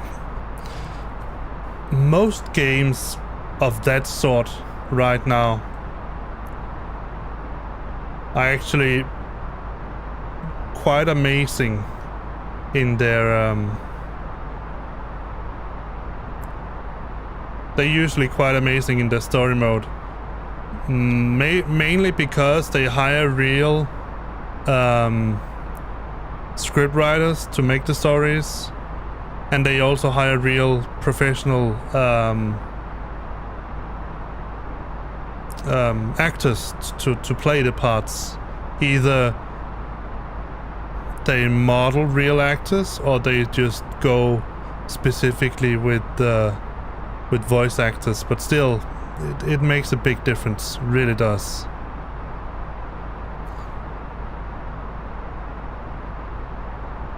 Let me just share a yeah, I can tell you, if you write !Discord, then you can also get the link to the Discord if you haven't already done that. It's a place that I use to share news.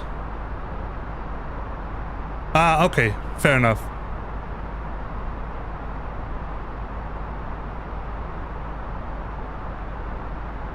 Alright, let's see.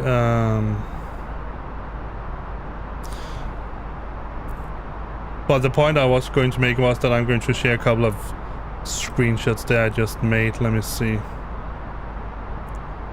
Steam screenshots.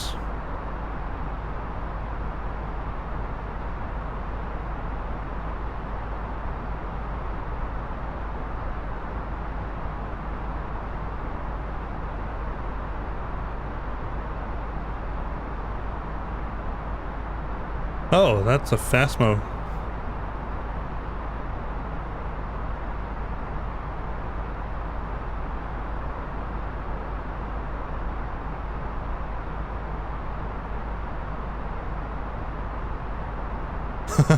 Oh, wow.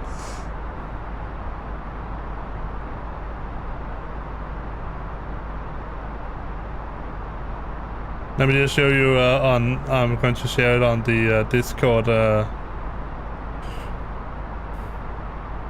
An old screenshot I made of an ice bucket.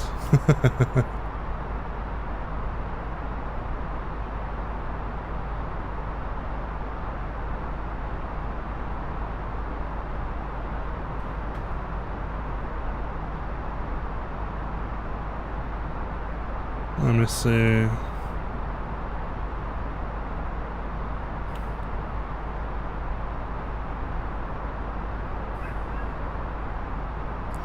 It's going to be under the obviously MS Flight Sim screenshot section, but in some images. Yep. Steam.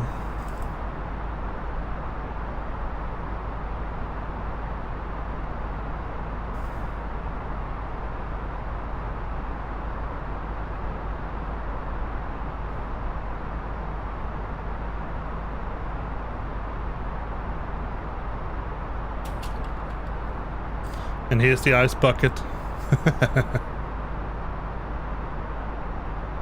And then finally these two here.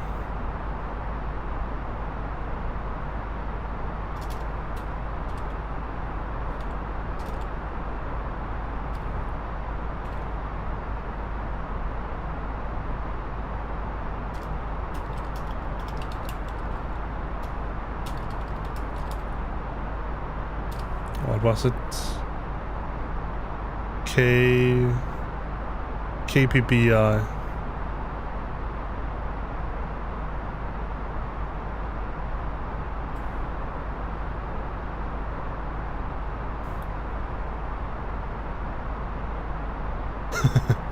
Yeah, that was really that plane was really iced.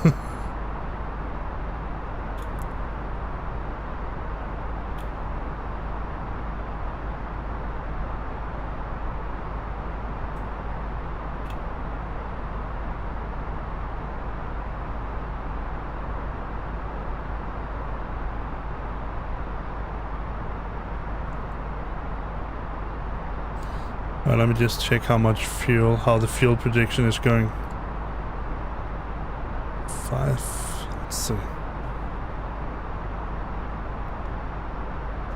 Oh, that's not good.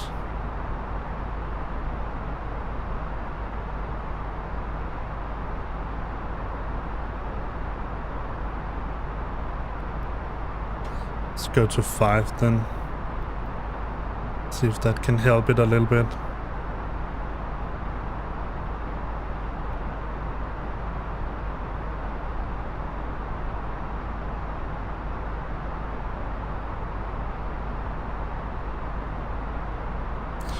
Interesting that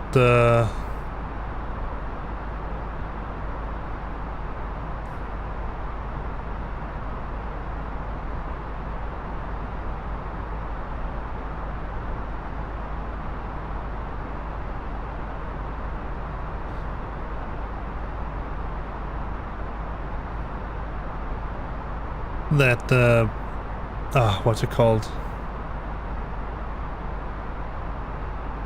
Simbrief is not that good at getting the fuel right. I even added a little bit fuel.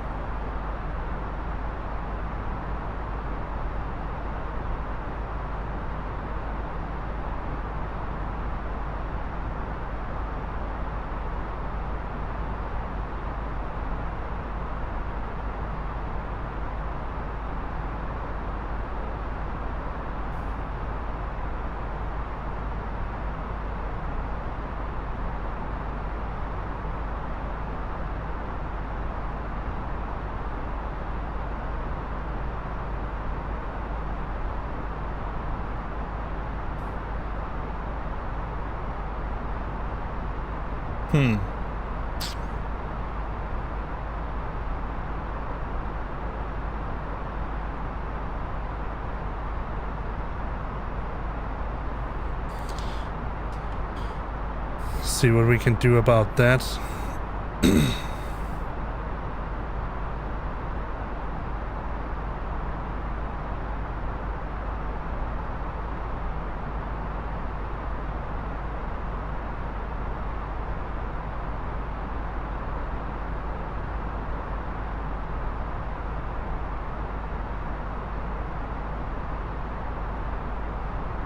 Still wind.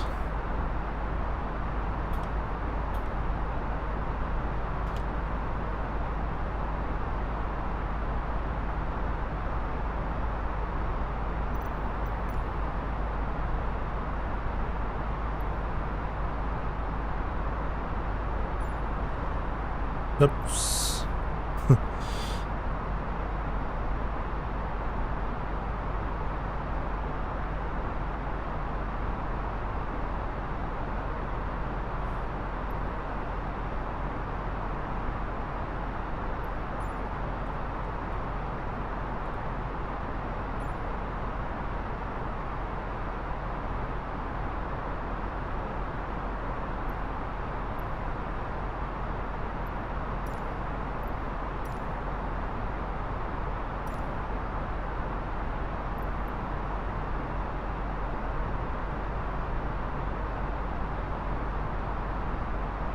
So let's see, we are flying which direction?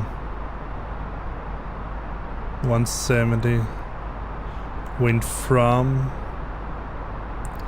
must be the opposite. Just going to try to help myself out a little bit here.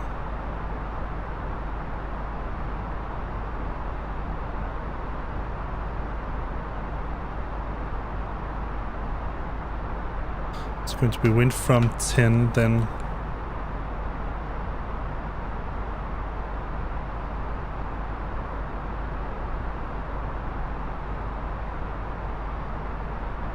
We're flying almost south, so if we get wind coming from the north, let's try to give us that. And let's try to turn it up.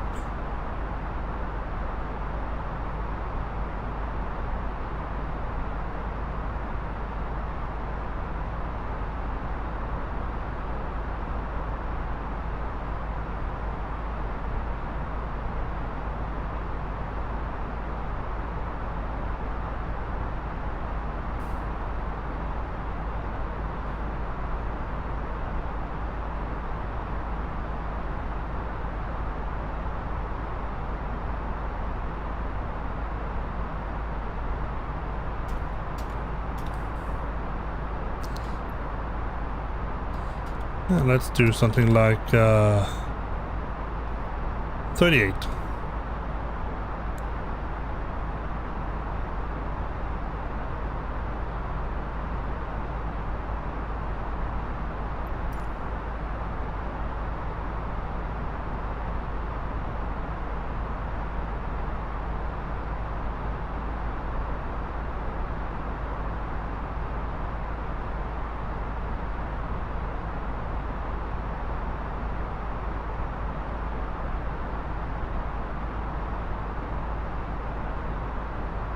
Let's try to really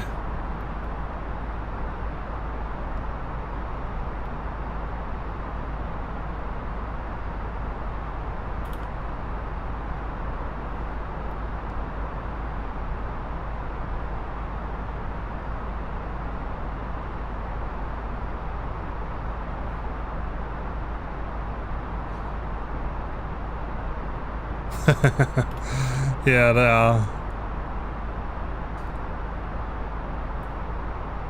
Let's add another wind layer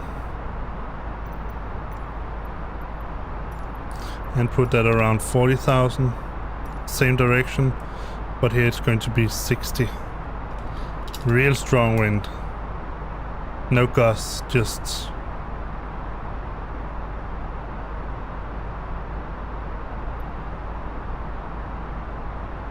and let's say we United 953 climbing to flight level 390.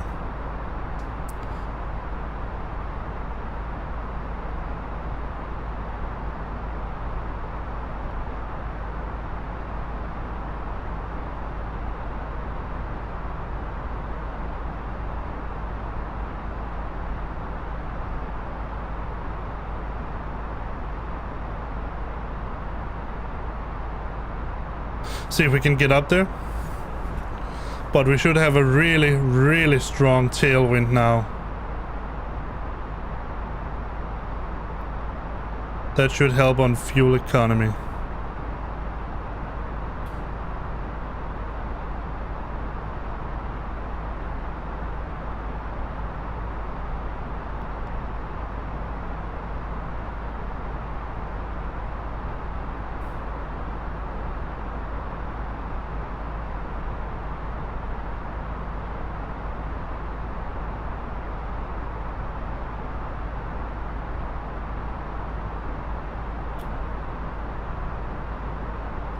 Let's give it a boost more. Let's give this,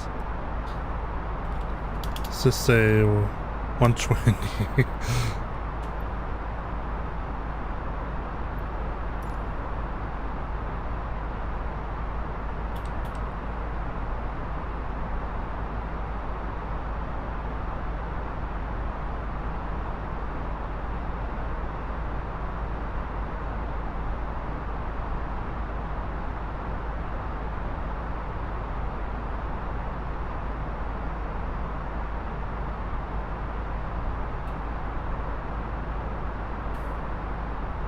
Let's see if we can make it.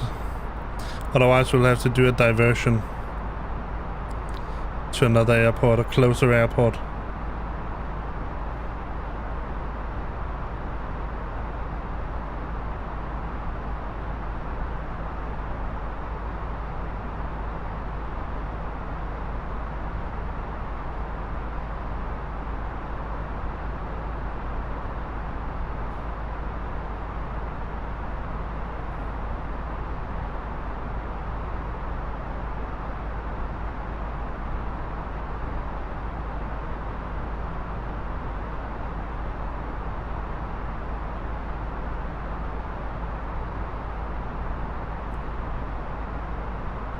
Gentlemen from the cockpit, this is your captain speaking. Due to a fuel issue, we are unfortunately going to have to divert to a different airport. Let's do that.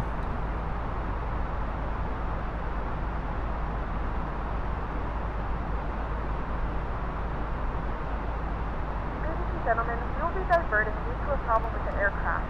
We'll keep you informed and do our best to avoid further interruption.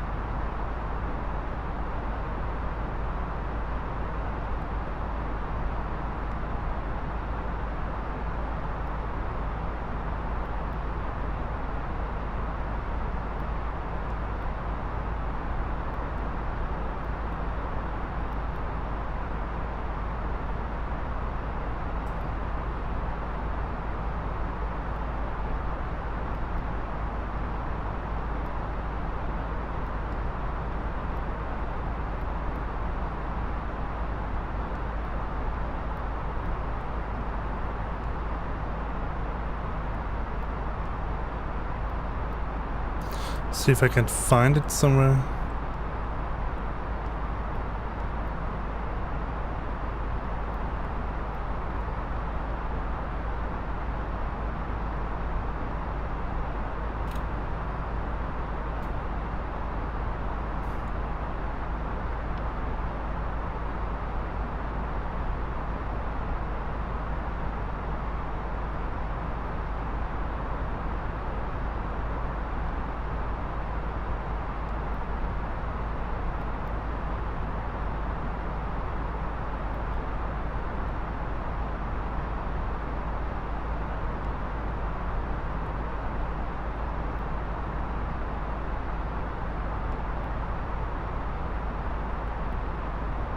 Let's put it in as a waypoint instead.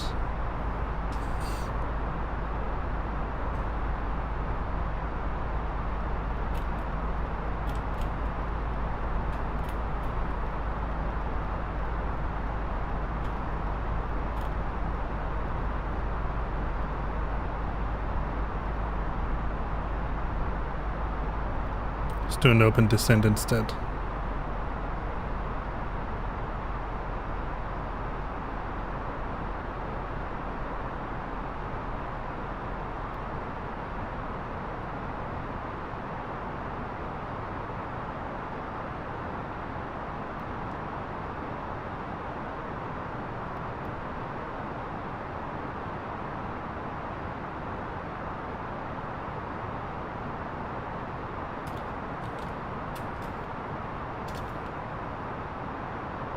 So it's $29.99.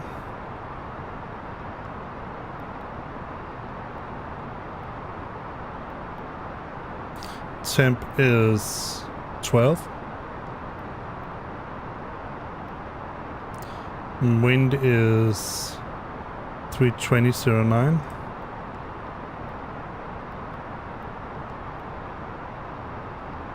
Transition is still 18,000.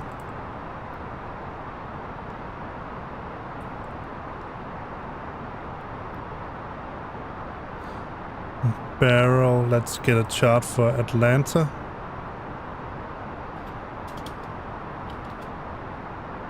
Oh, let me just get it on my other one here.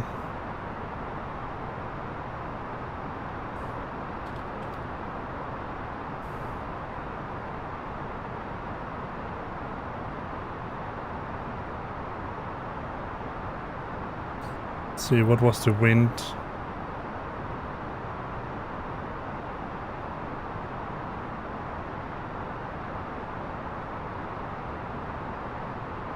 $320.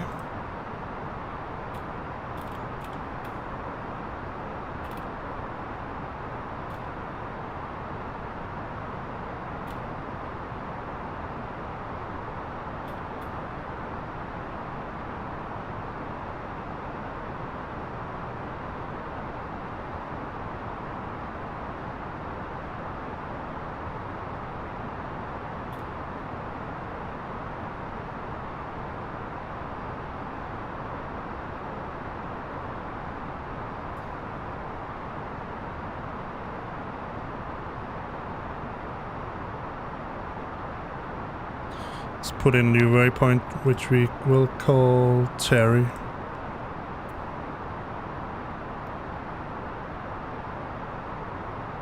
T-E-R-I.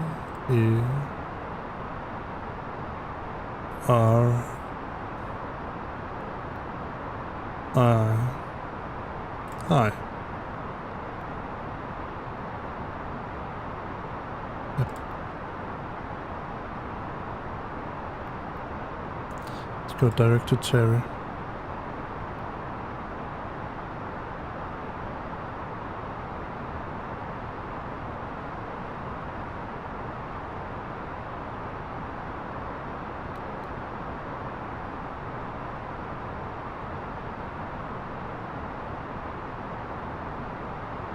And this is IP key used. Let's put that in.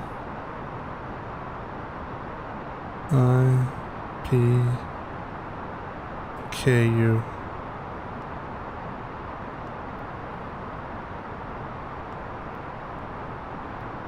All right, so let's put in the frequency 11175.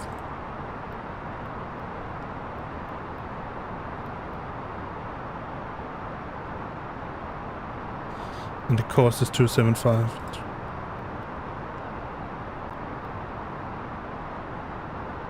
Yes.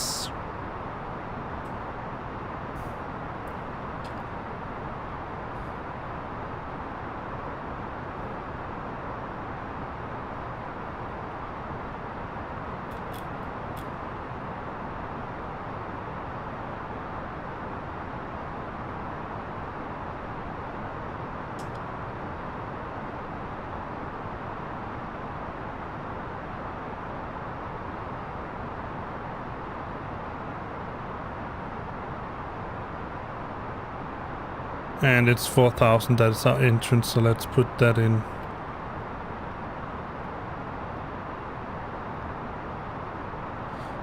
Do full spoilers.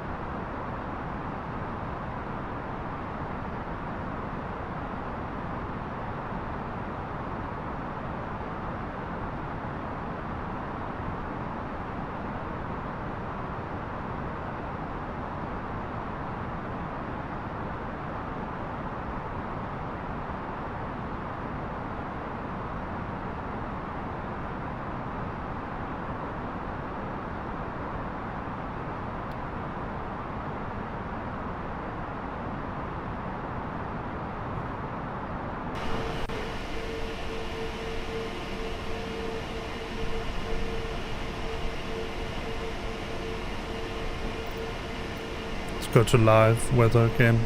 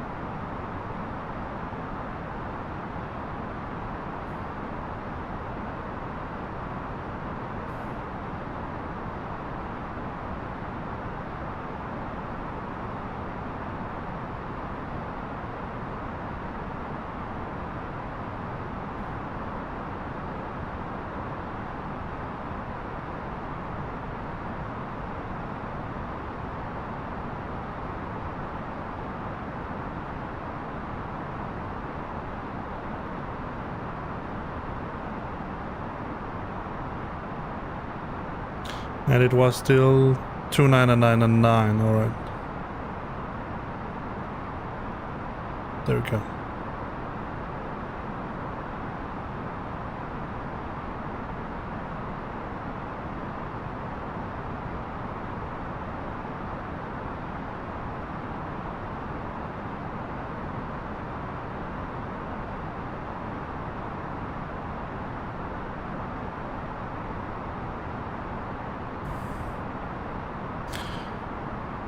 United 943, inbound ILS runway 28 at Atlanta.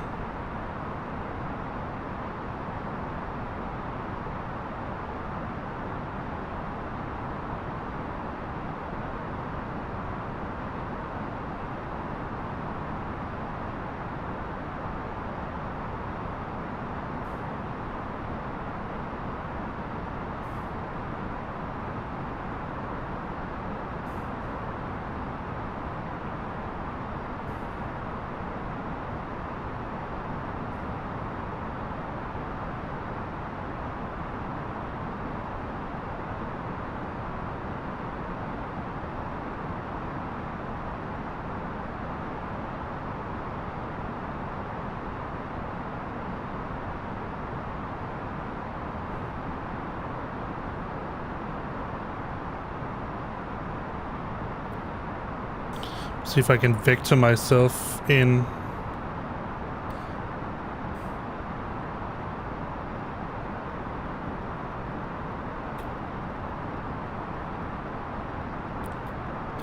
Something like 010.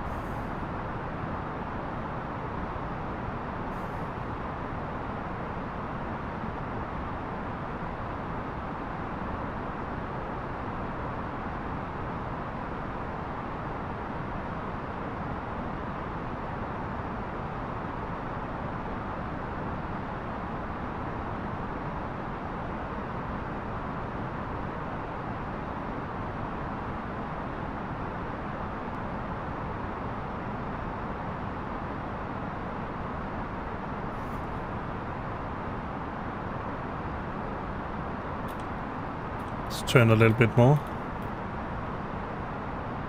I want to have plenty of room. I'm still too high up.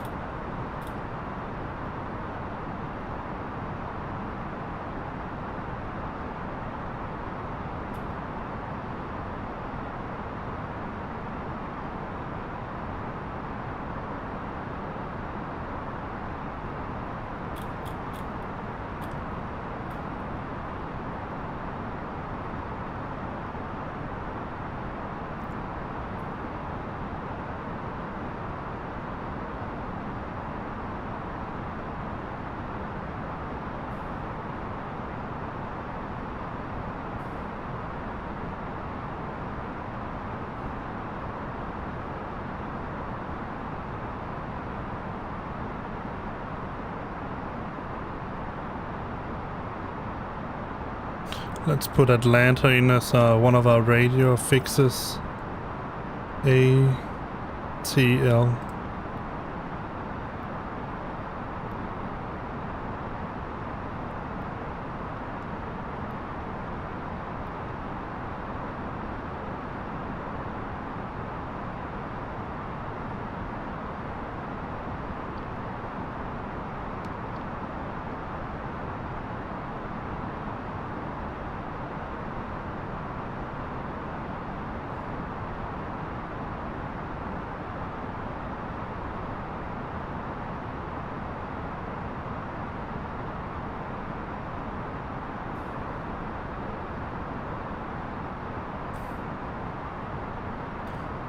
Alright, let's go to 0, 0, 0, 0.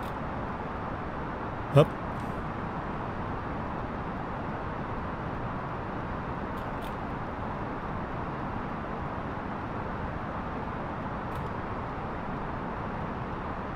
Let's turn this on.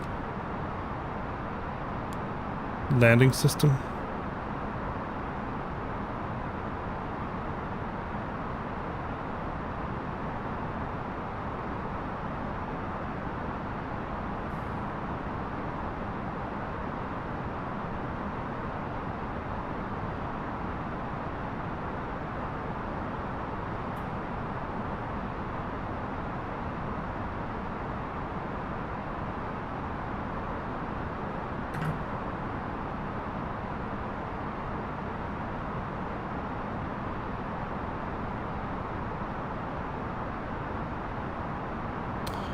All right.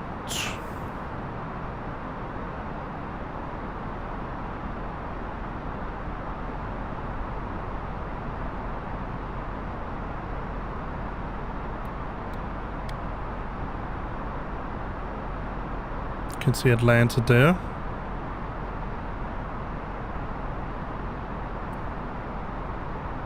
Go to 275.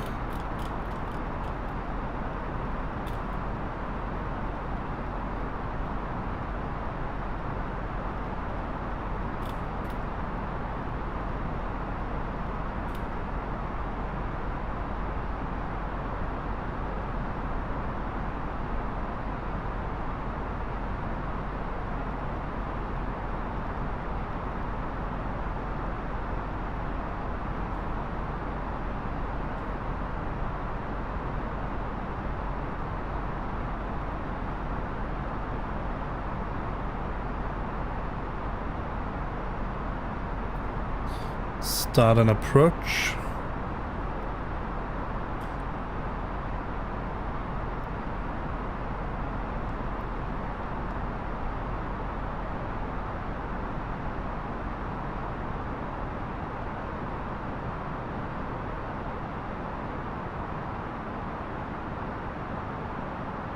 There we have it. Let's go a little bit more this way.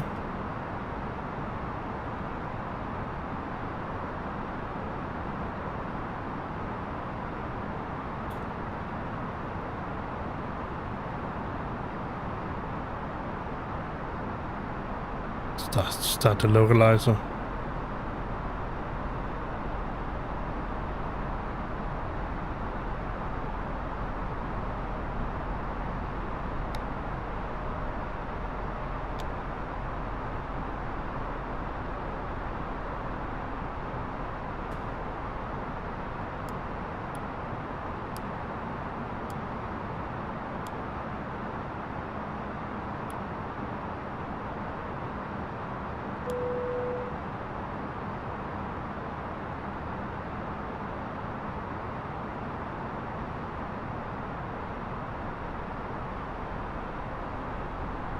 Return to your seat as the seatbelt sign is now on.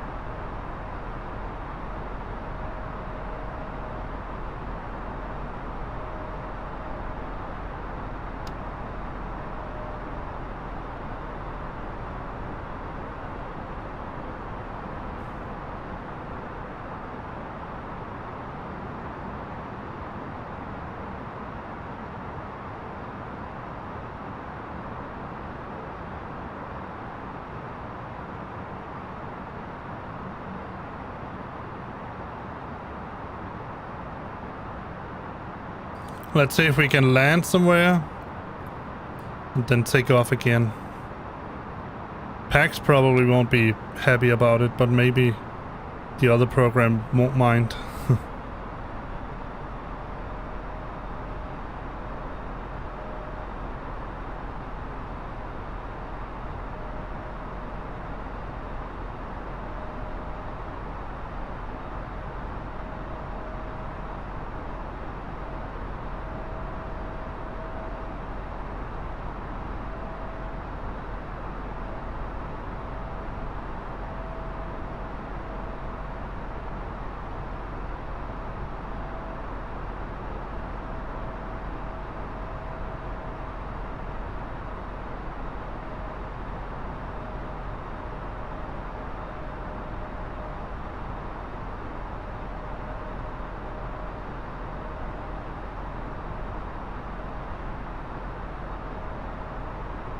It's a little annoying that the sim brief doesn't get the fuel totally right with this airplane here.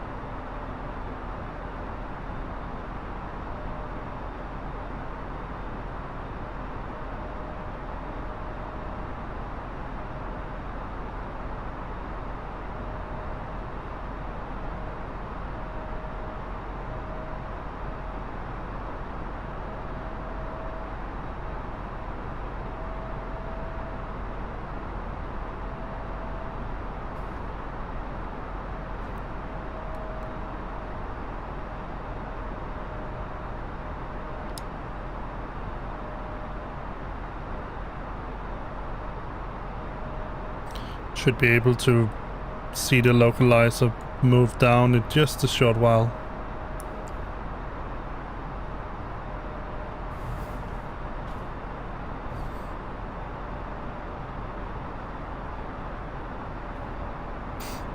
Let's get them on as well here.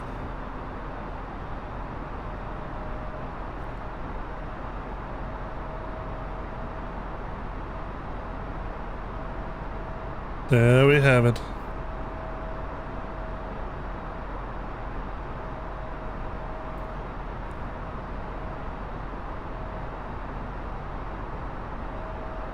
Oh. See if we can get some fuel on here and then move on.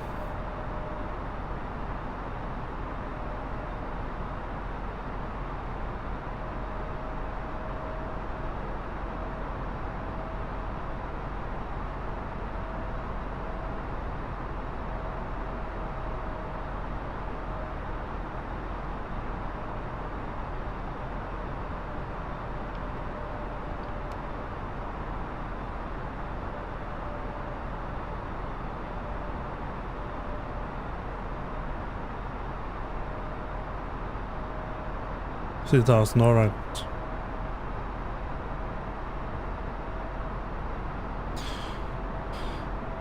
So let's see when it captures it.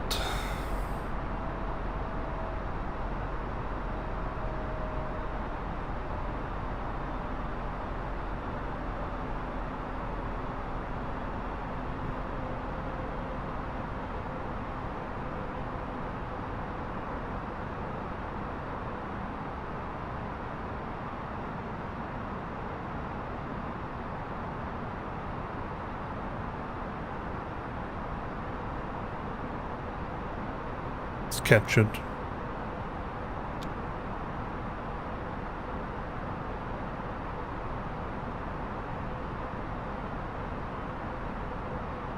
Landing gear down. 2,500.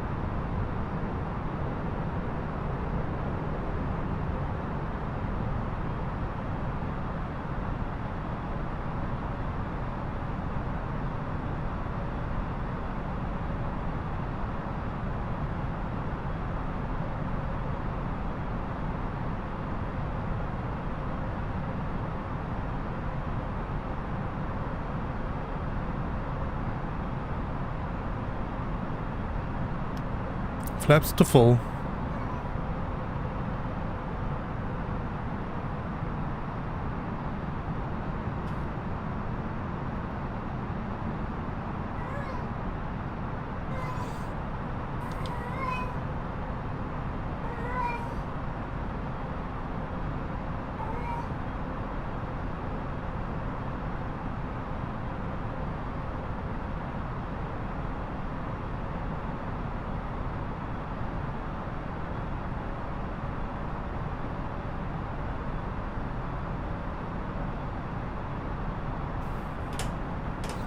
My feet up.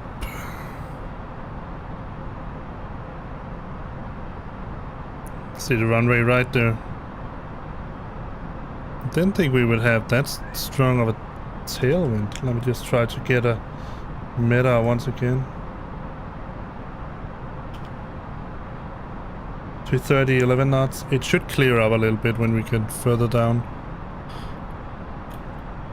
Because right now it's completely 350, 20. That's insane.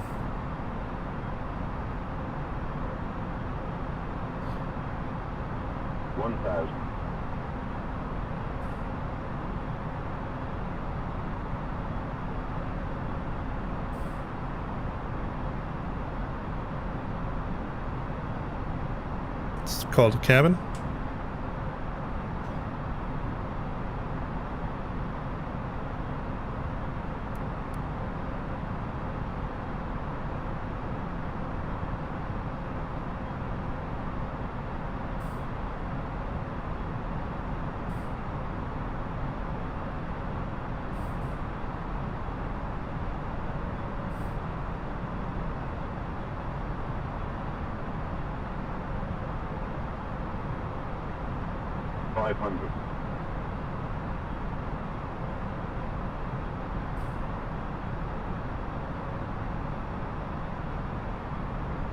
Alright, let me set it to, I want to stop as fast as I can. Let's set it to medium brake. 300.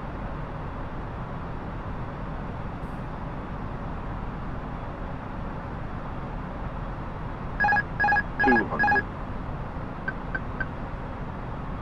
100. 50. 40. 30. 20. Retard.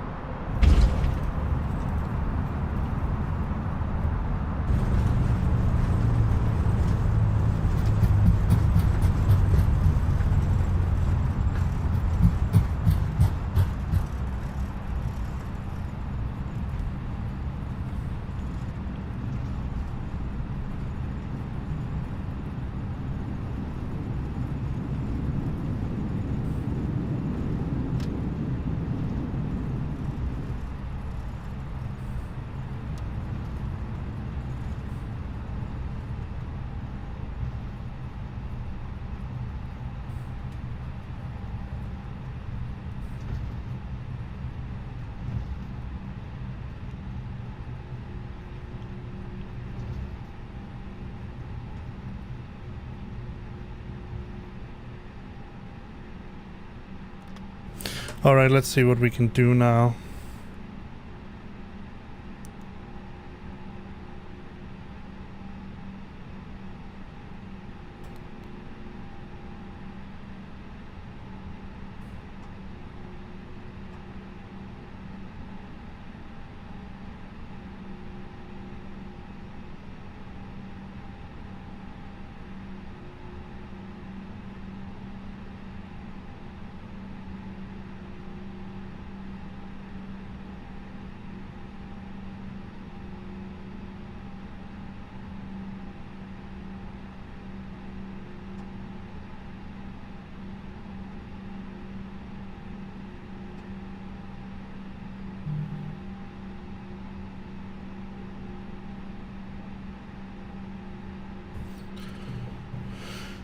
Alright, let's get a taxi chart up so I can see.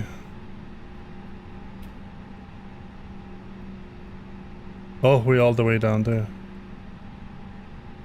Let's just go to the cargo ramp.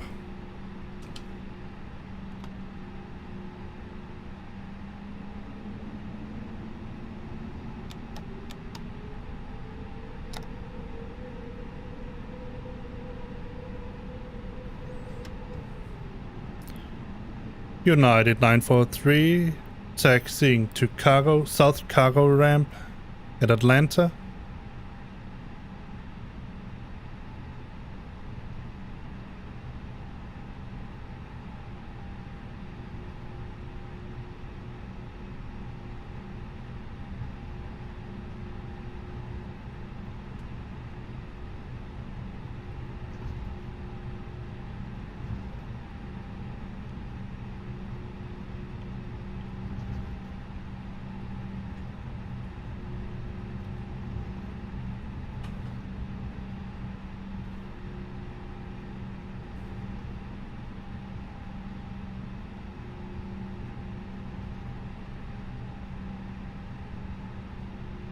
Let's see if we can do this.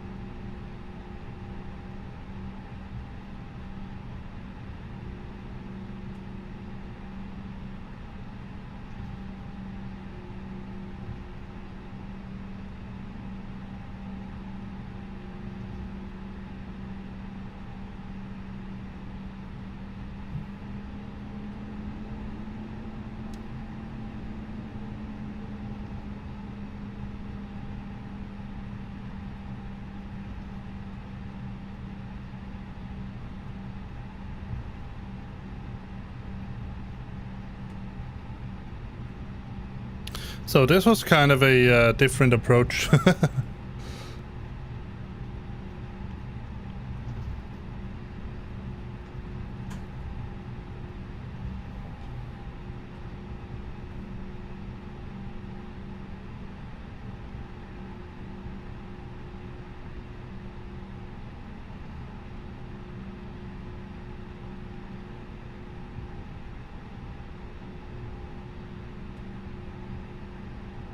That's a big one.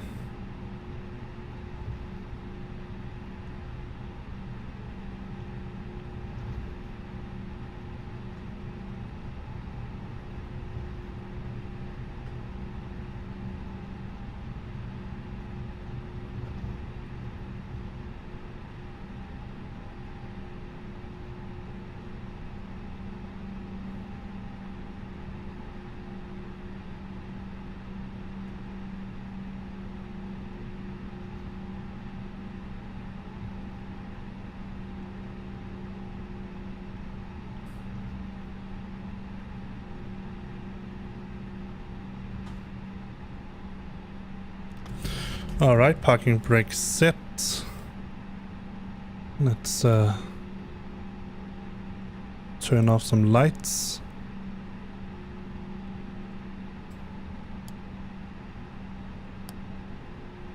Turn the weather radar off. Leave everything as it should be. And then turn off engine 2.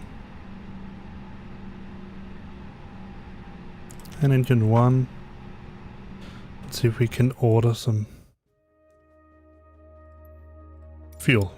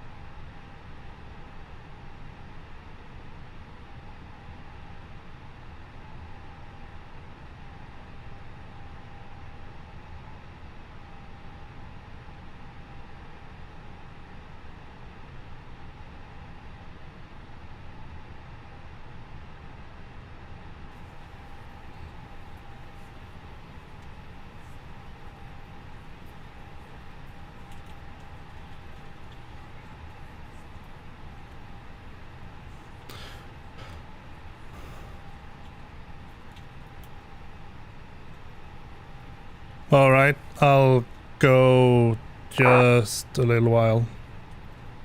See, got a message here.